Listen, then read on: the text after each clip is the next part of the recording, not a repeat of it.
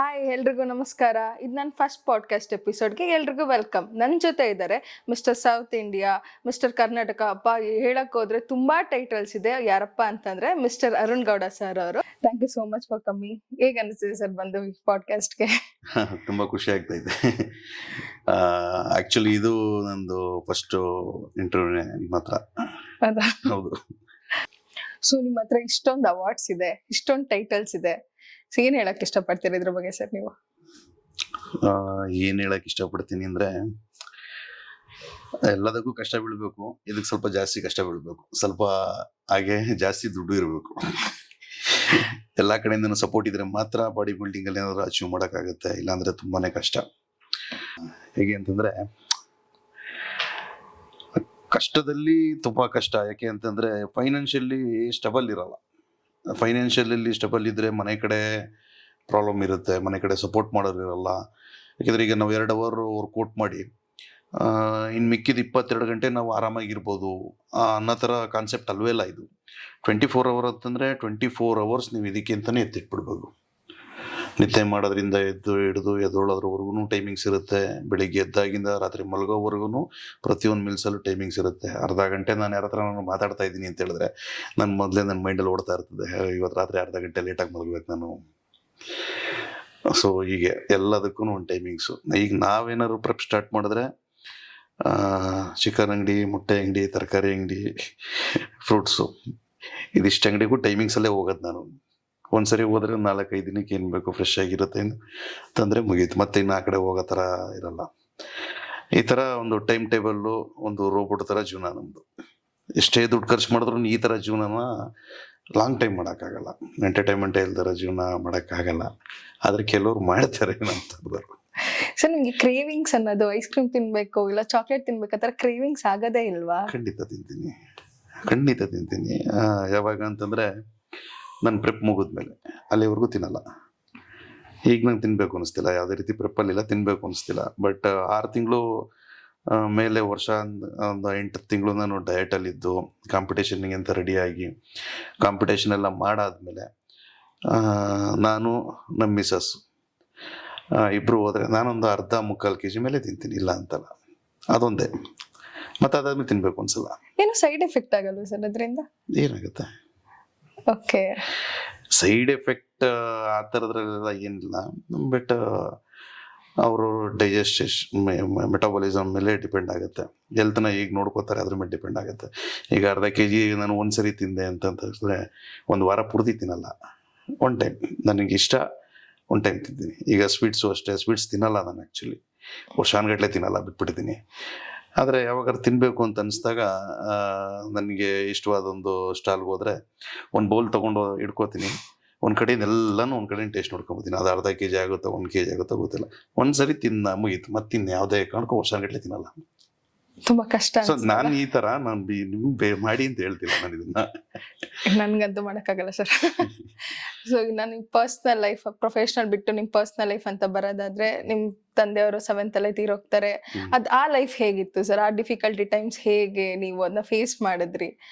ಆವಾಗ ನಾನಿದ್ದಕ್ಕೂ ಇವಾಗ ನಾನು ಇರೋದಕ್ಕೂ ತುಂಬಾನೇ ಡಿಫ್ರೆಂಟ್ ಇದೆ. ನಾನು ಆವಾಗ ಊಹೆನೂ ಮಾಡ್ಕೊಳಕ್ಕಾಗಿಲ್ಲ. ನಾನು 36-37 ವರ್ಷಕ್ಕೆ, ನಾನು 36 ವರ್ಷಕ್ಕೆ ಈಗ ಇರ್ತೀನಿ ಅಂತ. ಯಾಕೆ ಅಂತಂದ್ರೆ ಆವಾಗ ಅಷ್ಟು ಕಷ್ಟ ಇತ್ತು. 7th ಅಲ್ಲಿ ಅಪ್ಪ ತೀರೋದ್ರು. ಅದಾದ್ಮೇಲೆ 8th ನಾನು ಸೆಂಟ್ ಜೋಸೆಫಲ್ಲಿ ಓದಿದ್ದು. ಬಾಯ್ಸ್ ಹೈಸ್ಕೂಲ್ಗೆ ಜಾಯ್ನ್ ಆದೆ. 8th ಕಂಪ್ಲೀಟ್ ಆಯಿತು, 9th ಕಂಪ್ಲೀಟ್ ಆಯಿತು, 10th ಆಯಿತು. ಸೊ ಅದಾದ್ಮೇಲೆ ಮುಂದೆ ಓದಬೇಕು ಅಂತಂದ್ರೆ ದುಡ್ಡು ಬೇಕು. ಸೊ ದುಡ್ಡಿಲ್ಲ. ಅವಾಗ ತುಂಬ ಕಡಿಮೆ ಫೀಸ್ ಎಲ್ಲ, ತುಂಬ ಅಂದರೆ ತುಂಬ. 2000, 2001, 2002ನೇ ಇಸ್ವಿಲಿ ಅವಾಗ ನಾನು ಓದ್ತಿದ್ದು. ಸೊ ಆ ಟೈಮಲ್ಲಿ ದುಡ್ಡುಗೋಸ್ಕರನೇ ಸಿಕ್ಕಾಪಟ್ಟೆ ಪ್ರಾಬ್ಲಮ್ ಇದ್ದಿದ್ದರಿಂದ ನಾನು ಚನ್ನಪಣ್ಣ ಬಿಟ್ಟು ಬರಬೇಕಾಯ್ತು. ಅಲ್ಲಿಂದ ಬಂದು ಇಲ್ಲಿ ವರ್ಕ್ ಸ್ಟಾರ್ಟ್ ಮಾಡಿದೆ. ಏನೋ ಸಿಕ್ಕಿದ ಕೆಲಸ ಸ್ಟಾರ್ಟ್ ಮಾಡಿ ಅಲ್ಲಿಂದ ನಾನು ಹೀಗೆ ಇರಬೇಕು ಅಂತ, ಅಂದರೆ ಒಂದು ಕಾನ್ಸೆಪ್ಟ್ ಇತ್ತು ನನ್ನ ಮೈಂಡಲ್ಲಿ. ಈಗ ಯಾವುದೇ ಒಂದು ಕೆಲಸಕ್ಕೆ ಸೇರಿಕೊಳ್ಳಿ, ಅದನ್ನು ಪೂರ್ತಿ ಕಲಿಯೋವರೆಗೂ ನನಗೆ ಸಮಾಧಾನ ಇಲ್ಲ. ಸೊ ಅದೇ ನನ್ನ ಇಲ್ಲಿವರೆಗೂ ತಂದು ನಿಲ್ಸಿದ್ದು. ನಾನು ಯಾವುದೇ ಕೆಲ್ಸಕ್ಕೆ ಸೇರ್ಕೊಂಡಿದ್ರು ಫಸ್ಟ್ ನಾನು ಅದನ್ನೇ ಮಾಡ್ತಿದ್ದು. ಅದು ಪೂರ್ತಿ A to Z ಅದನ್ನ ತಿಳ್ಕೊಬೇಕು, ನಾನು ಫಸ್ಟ್ ಕಲಿಬೇಕು ಅದನ್ನ ಏನು ಅಂತ. ಸಂಬಳ ಎಷ್ಟು ಸಿಗುತ್ತೋ ಏನೋ ಅದ್ರ ಬಗ್ಗೆ ನಾನು ಯೋಚನೆ ಮಾಡ್ತಿರಲಿಲ್ಲ. ಸೊ ಅದೊಂದು ಮೈಂಡೆಲ್ಲ ಅದು ಅವಾಗಿಂದನೂ ಇತ್ತು. ಸೊ ಅದೂ ನನಗೆ ಇದು ಪ್ಲಸ್ ಆಯಿತು. ಸೊ ಹೇಗೆ ಫಸ್ಟ್ ಸ್ಯಾಲ್ರಿ ಎಷ್ಟು ಸರ್ ಹಾಗಾದ್ರೆ? ಫಸ್ಟು ಸ್ಯಾಲ್ರಿ ನನಗೆ 600 rupees ಪರ್ ಮಂತ್.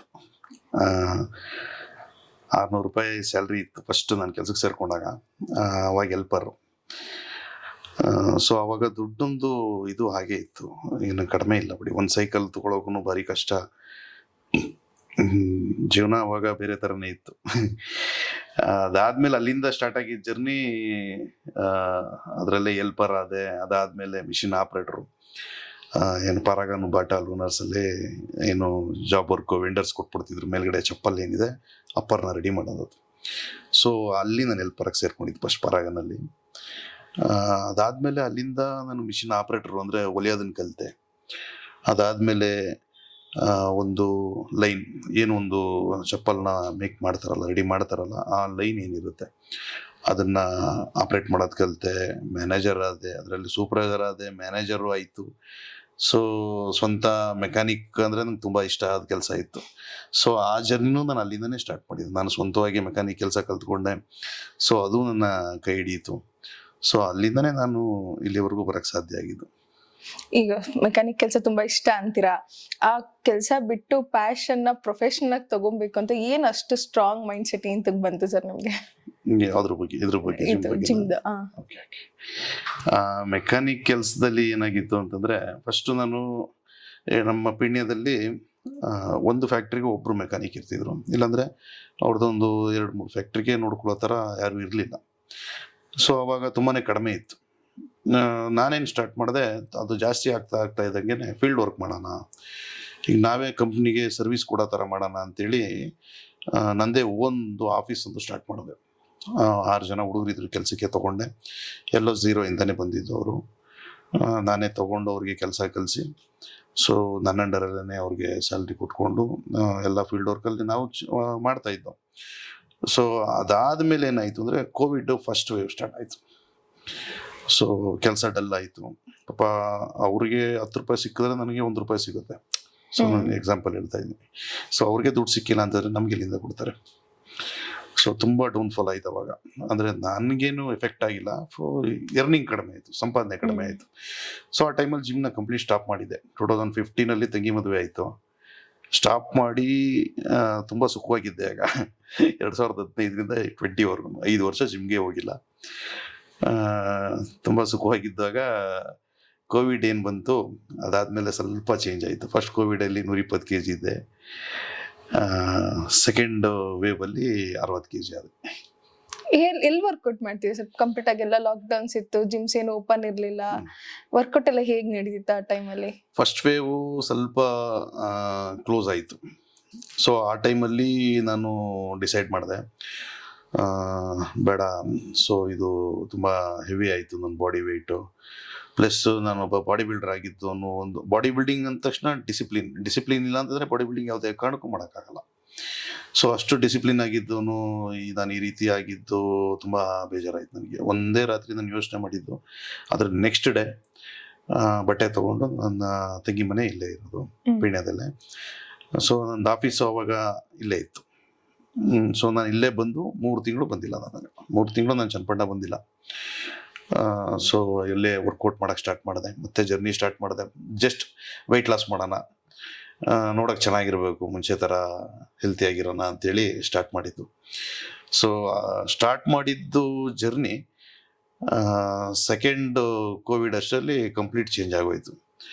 ಆವಾಗ ನಾನು ಯಾವುದೇ ರೀತಿ ಕಾಂಪಿಟೇಷನ್ ಮಾಡಬೇಕು ಅಂತ ಅಂದ್ಕೊಂಡಿರಲಿಲ್ಲ. ಬಟ್ ಆ ಟೈಮಲ್ಲಿ ಸೆಕೆಂಡ್ ಲಾಕ್ಡೌನ್ ಟೈಮಲ್ಲಿ ಒಂದು ಕಾಂಪಿಟೇಷನ್ ತುಂಬ ಕಷ್ಟದಲ್ಲಿ ಮಾಡಿದ್ರು ನಮ್ಮ ನಿಶಾಂತ್ ಸರ್ ಅಂತ, WFF ಅವರು. ಸೊ ಅದೇ ನನ್ನ ಪ್ಲಸ್ ಪಾಯಿಂಟ್ ಆಗಿದ್ದು. ಅದನ್ನು ಮಾಡಿದ್ಮೇಲೆ ನನ್ನ ಮೈಂಡ್ ಸೆಟ್ ಚೇಂಜ್ ಆಗಿದ್ದು. ಇಲ್ಲ, ನನಗೆ ಮತ್ತೆ ಕಾಂಪಿಟೇಷನ್ ಮಾಡೋಣ, ಮಾಡಲೇಬೇಕು ಅನ್ನೋ ಹಠ ಆವಾಗಲೇ ಬಂದಿದ್ದು. ಸೊ ಅಲ್ಲಿಂದ ಸ್ಟಾರ್ಟ್ ಆಯಿತು, ಇಲ್ಲಿವರೆಗೂ ಬಿಟ್ಟಿಲ್ಲ.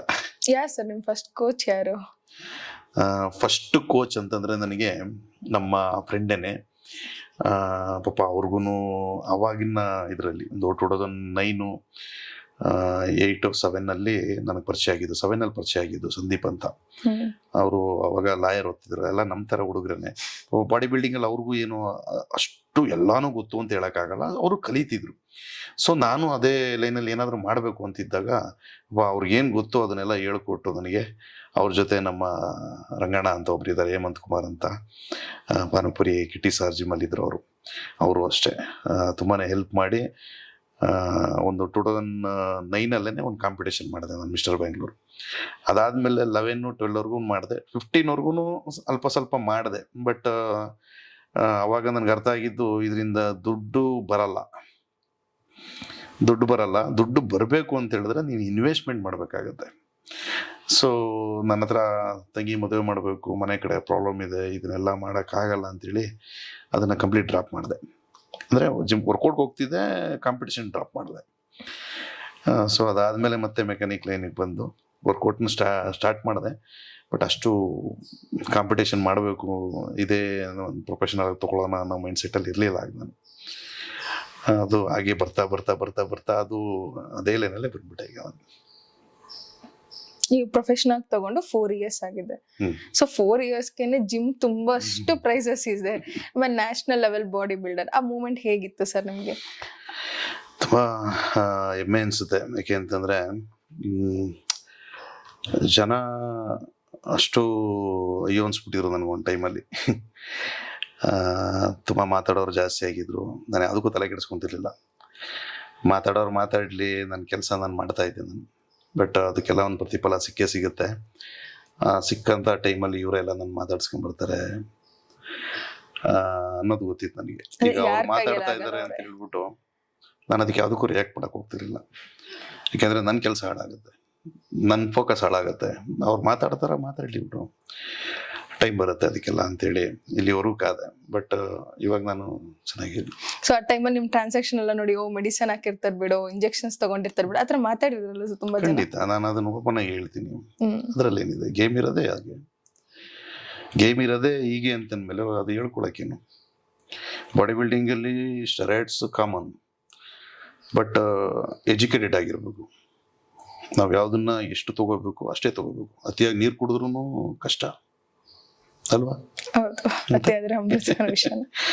ಈಗ ಒಂದು ಡೋಲೋ 650 mg ಮಾತ್ರೆ, 650 mg ಮಾತ್ರೆನ 650 mgನೇ ತಗೋಬೇಕು. 4 ಒಂದೇ ಸರಿ ತಗೋಬಾರ್ದು. ಜ್ವರ ಬಂದ್ಬಿಟ್ಟಿದೆ ನನಗೆ, ಹೋಗ್ಬಿಡ್ಲಿ ಬೇಗ ಅಂತ ಹೋಗ್ಬಿಡ್ತಾರೆ. ಸೊ ನಮ್ಮಲ್ಲಿ ಅದೊಂದು ಕಾನ್ಸೆಪ್ಟ್ ಮೈಂಡ್ ಸೆಟ್ ಇದೆ. ಅರುಣ್ ಚೆನ್ನಾಗಿದ್ದಾನ ಬಾಡಿ ಬಿಲ್ಡಿಂಗ್ ಅಲ್ಲಿ, ಸೊ ಅವನಕ್ಕಿಂತ ನಾನು ಜಾಸ್ತಿ ಮುಂದೆ ಬರಬೇಕು ಅಂದ್ರೆ ಏನ್ ಮಾಡ್ಬೇಕು? ಡೋಸ್ ಜಾಸ್ತಿ ಮಾಡೋಣ. ಖಂಡಿತ ಸಾಧ್ಯ ಇಲ್ಲ. ಡೋಸ್ ಜಾಸ್ತಿ ಮಾಡಿದ ತಕ್ಷಣ ನಿಮ್ ಬಾಡಿ ಬಿಲ್ಡ್ ಆಗ್ಬಿಡಲ್ಲ. ಸ್ಟೆರಾಯ್ಡ್ಸ್ ಒಂದು ವೇ ಅಷ್ಟೇ. ಅದರಿಂದ ಪ್ರಯೋಜನನೂ ಇದೆ, ಅದರಿಂದ ಸೈಡ್ ಎಫೆಕ್ಟು ಇದೆ. ಸೊ ಎರಡನ್ನೂ ಬ್ಯಾಲೆನ್ಸ್ ಮಾಡ್ಕೊಂಡು ಹೋಗ್ತೀವಿ ನಾವು.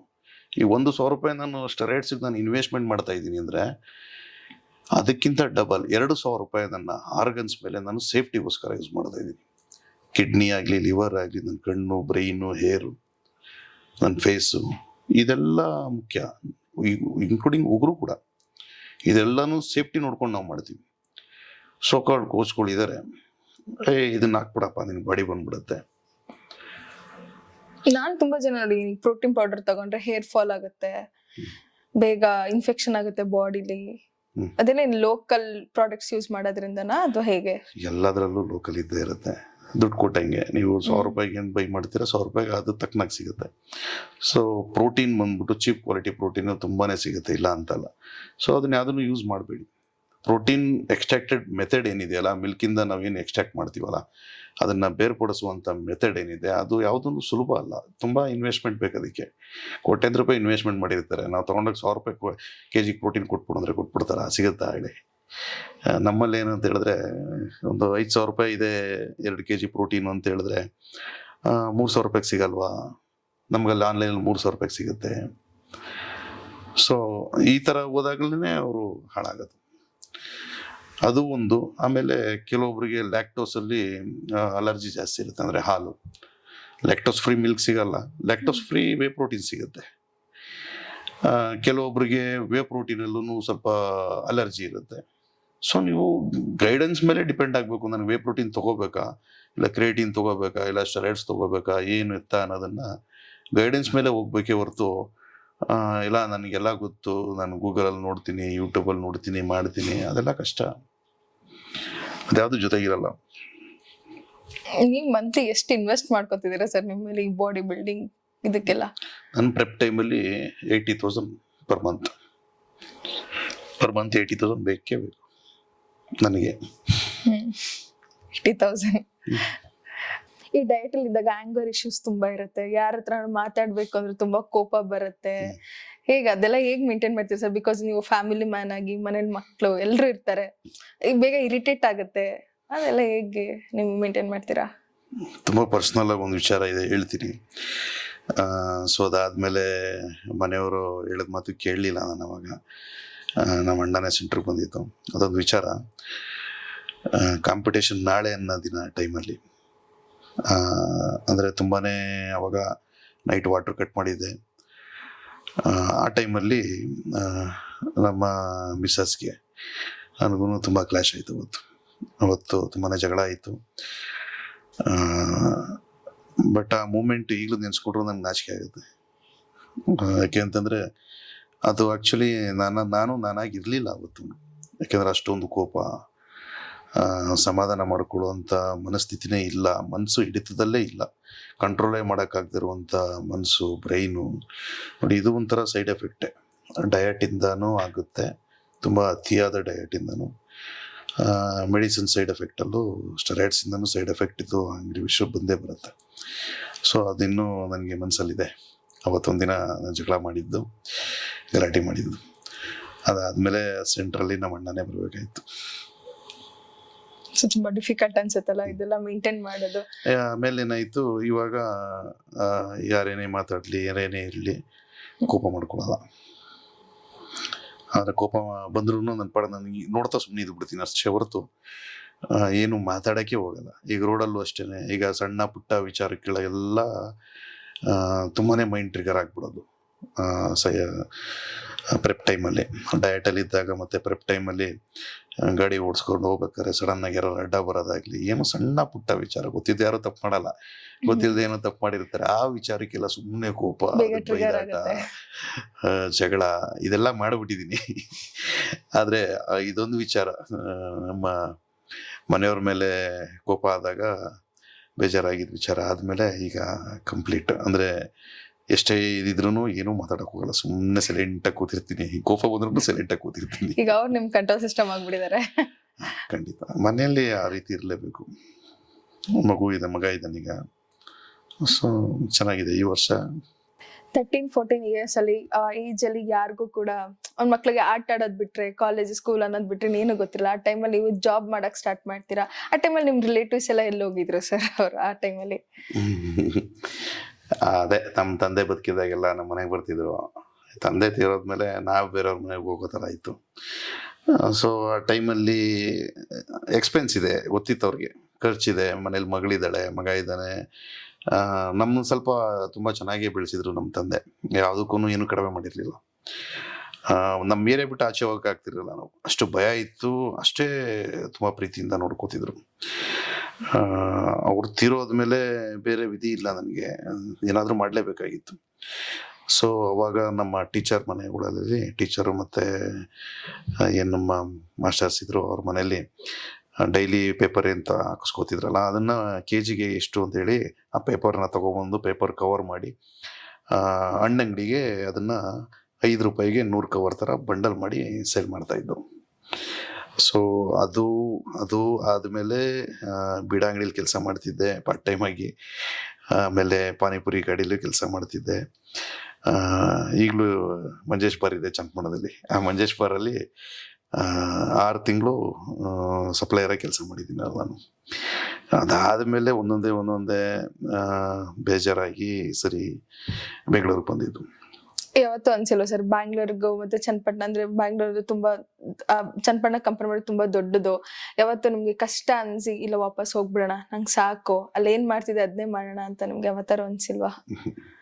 ಇಲ್ಲ, ಅದು ಭಯ ಇತ್ತು ಬೆಂಗಳೂರು ಅಂದರೆ. ಸ್ಟಾರ್ಟಿಂಗಲ್ಲಿ ನಾನು ಚಿಕ್ಕ ವಯಸ್ಸಲ್ಲಿ ಬಂದಾಗ ತುಂಬಾ ಭಯ ಇತ್ತು.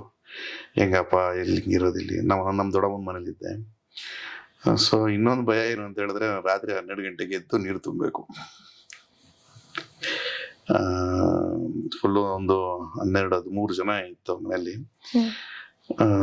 ದೊಡ್ಡದು ಮನೆ. ಸೊ ಅವಾಗ ನೀರಿಂದು ವ್ಯವಸ್ಥೆ ಎಲ್ಲ ಈ ಥರ ಇರಲಿಲ್ಲ ಬೆಂಗಳೂರಲ್ಲಿ. ಏರಿಯಾದಲ್ಲಿ ಒಂದು ಟ್ಯಾಂಕ್ ಇರೋದು, ನೀರನ್ನ ಅಲ್ಲಿ ತುಂಬಿಸ್ತಿದ್ರು, ನಾವು ನೀರು ಹಿಡ್ಕೋಬೇಕಾಗಿತ್ತು. ತುಂಬ ಕಷ್ಟ ಆಯ್ತು ಅವಾಗ. ಸೊ ರಾತ್ರಿ ನೀರು ಬಿಟ್ಟಾಗ ನೀರೇ ತುಂಬಬೇಕಾಗಿತ್ತು ನಾವು. ಅದು ಕಷ್ಟ ಅನ್ಸೋದು. ಈಗ ನೀವು ಎಷ್ಟು ಕಾಂಪಿಟೇಷನ್ಸ್ ಮಾಡಿದ್ದೀರಾ ಸರ್ ಟೋಟಲ್ ಆಗಿ? 38. ಸರ್ ಎಷ್ಟರಲ್ಲಿ ಎಷ್ಟು ಪ್ರೈಸಸ್ ಬಂದಿದೆ? 38 ಓದಿದೆ, ಯಾವುದು ಮಿಸ್ ಆಗಿಲ್ಲ. ಸೊ ನಿಮಗಂತೂ ಮಿಸ್ಟರ್ ಮಜಲರ್ ಅದಂತೂ ಫಿಕ್ಸ್ ಪ್ರೈಸ್. ಅದು 100%. ಅದು ಏನು ಅಂತ ಗೊತ್ತಿಲ್ಲ. ಒಂದು ಸ್ಟೆಪ್, ಒಂದೇ ಒಂದು ಮೆಟ್ಲು ಬ್ಯಾಲೆನ್ಸ್ ಇದೆ ಓವರ್ ಆಲ್ ಟೈಟ್ಲಿಗೆ. ಅದೇನು ಮಿಸ್ ಆಗಿದೆಯೋ ಏನೋ, ನನಗೂ ಅದೊಂದು ಆಸೆ ಇದೆ, ನೋಡೋಣ. ಬಿಡಲ್ಲ. ಇಲ್ಲ ಮೋಸ್ಟ್ ಮಸ್ಕ್ಯುಲರು, ಇಲ್ಲ ಬೆಸ್ಟ್ ಪೋಸರ್, ಇವೆರಡು ಅಂತೂ ನಾನಲ್ಲ, ಆಡಿಯನ್ಸೇ ಫಿಕ್ಸ್ ಮಾಡ್ಬಿಟ್ಟಿರ್ತಾರೆ. ಅಲ್ಲಿ ನೋಡೋ ಆಡಿಯನ್ಸನ್ನೇ ಫಿಕ್ಸ್ ಮಾಡಿಬಿಟ್ಟಿರ್ತಾರೆ. ಲಾಸ್ಟಿಗೆ ಓವರ್ ಆಲ್ ಟೈಟಲಲ್ಲೂ ಕೆಲವೊಂದು ಮಿಸ್ ಆಗಿದೆ. ಅದು ನನ್ನ ಕಡೆಯಿಂದ ತಪ್ಪಾಗಿದೆಯಾ ಇಲ್ಲ ಅವ್ರ ಕಡೆಯಿಂದನೇ ತಪ್ಪಾಗಿದೆಯಾ ಗೊತ್ತಿಲ್ಲ, ತುಂಬಾನೇ ಮಿಸ್ ಆಗಿದೆ. ಇರಲಿ. ಈಗ ಪೊಲಿಟಿಕ್ಸ್ ಎಲ್ಲ ಇರುತ್ತೆ ಸರ್, ನೀವು ಜಿಮ್ ಕಾಂಪಿಟೇಷನ್ಸ್ ಎಲ್ಲ ಇರಲ್ಲ? ಖಂಡಿತ. ನಿಮ್ಗೆ ಯಾವತ್ತಾರ ಅನ್ಸಿದ್ಯಾ ಓಕೆ ಈ ಪ್ರೈಸ್ ನನಗೆ ಬರ್ಬೇಕಿತ್ತು, ಮಿಸ್ ಆಯ್ತು? ತುಂಬಾನೇ ಅನ್ಸಿದೆ. ಏನ್ ಮಾಡೋಣ, ಹೇಳ್ಕೊಳಕ್ಕಾಗಲ್ಲ. ಕೇಳ್ಬೋದಲ್ಲ ಸರ್? ಕೇಳಂಗಿಲ್ಲ ಆತರ ಯಾವತ್ತು ಅನ್ಸಿಲ್ವ ಕೇಳೋಣ ಅಂತ? ಕೇಳ್ಬೋದು. ಕೇಳುವಂತ ಜಾಗ ಅದನ್ನ ನಿರ್ಧಾರ ಮಾಡುತ್ತೆ. ನಾವು ಸಪರೇಟ್ ಆಗಿ ಕೇಳೋದಕ್ಕೂ ಸ್ಟೇಜ್ ಮೇಲೆ ನಿಂತ್ಕೊಂಡು ಕೇಳೋದಕ್ಕೂ ಲಾಟ್ ಆಫ್ ಡಿಫ್ರೆನ್ಸ್ ಇದೆ. ನಾನು ಕೇಳಿದ್ದೀನಿ, ಅದಕ್ಕೆ ಉತ್ತರನೂ ಸಿಕ್ಕಿದೆ ನನಗೆ. ಸೊ ಆ ಉತ್ತರ ಏನು ಅಂತ ನಾನು ಹೇಳಕ್ಕಾಗಲ್ಲ. ಈಗ ಆ ಉತ್ತರ ಕೇಳಿದ್ಮೇಲೆ ನಾನು ಏನು ಮಾತಾಡಕ್ಕಾಗಿಲ್ಲ. ಈ ತರ ಮೂಮೆಂಟ್ ಅಲ್ಲ ಅನ್ಸುತ್ತಲ್ಲ, ಅಯ್ಯೋ ಸಾಕು ಬಿಡಪ್ಪ, ಇದು ಏನ್ ಮಾಡಿದ್ರು ಪ್ರಯೋಜನ ಇಲ್ಲ ಅಂತ ಅನ್ಸ್ಬಿಡತ್ತಲ್ಲ ಅವಾಗ? ಇಲ್ಲ, ನನ್ಗೆ ಹಂಗ ಅನ್ಸಿಲ್ಲ. ಒನ್ ಸೈಡ್ ವಿನ್ನರ್ ತರ ಹೋಗ್ಬೇಕು ಅಂತ ಅನ್ಸುತ್ತೆ. ಹೋಗಿ ಸ್ಟೇಜ್ ಹತ್ತಿ ಮೇಲತ್ತಿ ಮುಂದೆ ನಿಂತ್ಕೋತಿದ್ದಂಗೆನೆ ಜಡ್ಜ್ ನನ್ನ ಟ್ರಂಕ್ ನಂಬರ್ನ ಕರೆದ್ಬಿಟ್ಟು ಗೋ ಬ್ಯಾಕ್ ಅನ್ಬೇಕಷ್ಟೇ. ಆಲ್ರೆಡಿ ನೀನ್ ವಿನ್ನು, ನಿನ್ ಹಿಂದೆ ಹೋಗು ಅಂತ. ಆ ತರ ಹೋಗ್ಬೇಕು ಅಂತ ಹೇಳಿದ್ರೆ ಇನ್ನೊಂದು 3 to 4 years ಬೇಕು. ಒಂದು 2 years ಆದ್ರೂ ಎಫರ್ಟ್ ಹಾಕ್ಲೇಬೇಕು. ಮಾಡೋಣ.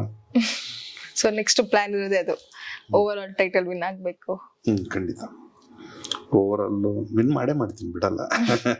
ಇವತ್ತಿಲ್ಲ ಅಂದ್ರೆ ನಾಳೆ ಖಂಡಿತ ಮಾಡ್ತೀನಿ. ಈಗ ಫ್ಯಾಮಿಲಿ ಮ್ಯಾನ್ ಆಗಿದ್ದೀರಾ, ಇವಾಗ ಏನ್ ಹೇಳ್ತೀರಾ ನಿಮ್ಮ ಮನೆ ಫ್ಯಾಮಿಲಿ, ಪಾಪು? ಏನಂತಂದ್ರೆ ಫ್ಯಾಮಿಲಿ ಅಂತಂದ್ರೆ ಈಗ ನಾವು ಇಷ್ಟೆಲ್ಲ ಕಷ್ಟ ಬೀಳ್ತಾ ಇದ್ದೀನಿ.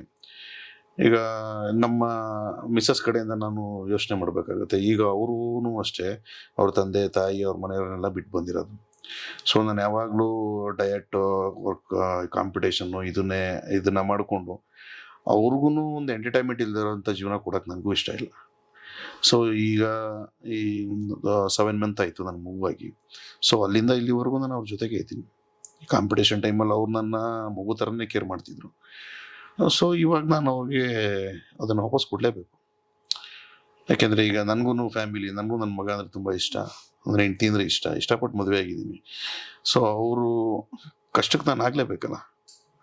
ಸೊ ಅವರು ಯಾವಾಗ ಪ್ರೆಗ್ನೆಂಟ್ ಅಂತ ಕನ್ಫರ್ಮ್ ಆಯಿತು, ಸೊ ಅವತ್ತಿಂದ ಇವತ್ತಿನವರೆಗೂ ನನಗೆ ನಮ್ಮ ಅಮ್ಮನ ಥರನೇ ಕೇರ್ ಮಾಡಿದ್ದೀನಿ. Full family time ಕೊಟ್ಬಿಟ್ಟಿದ್ದೀರಾ?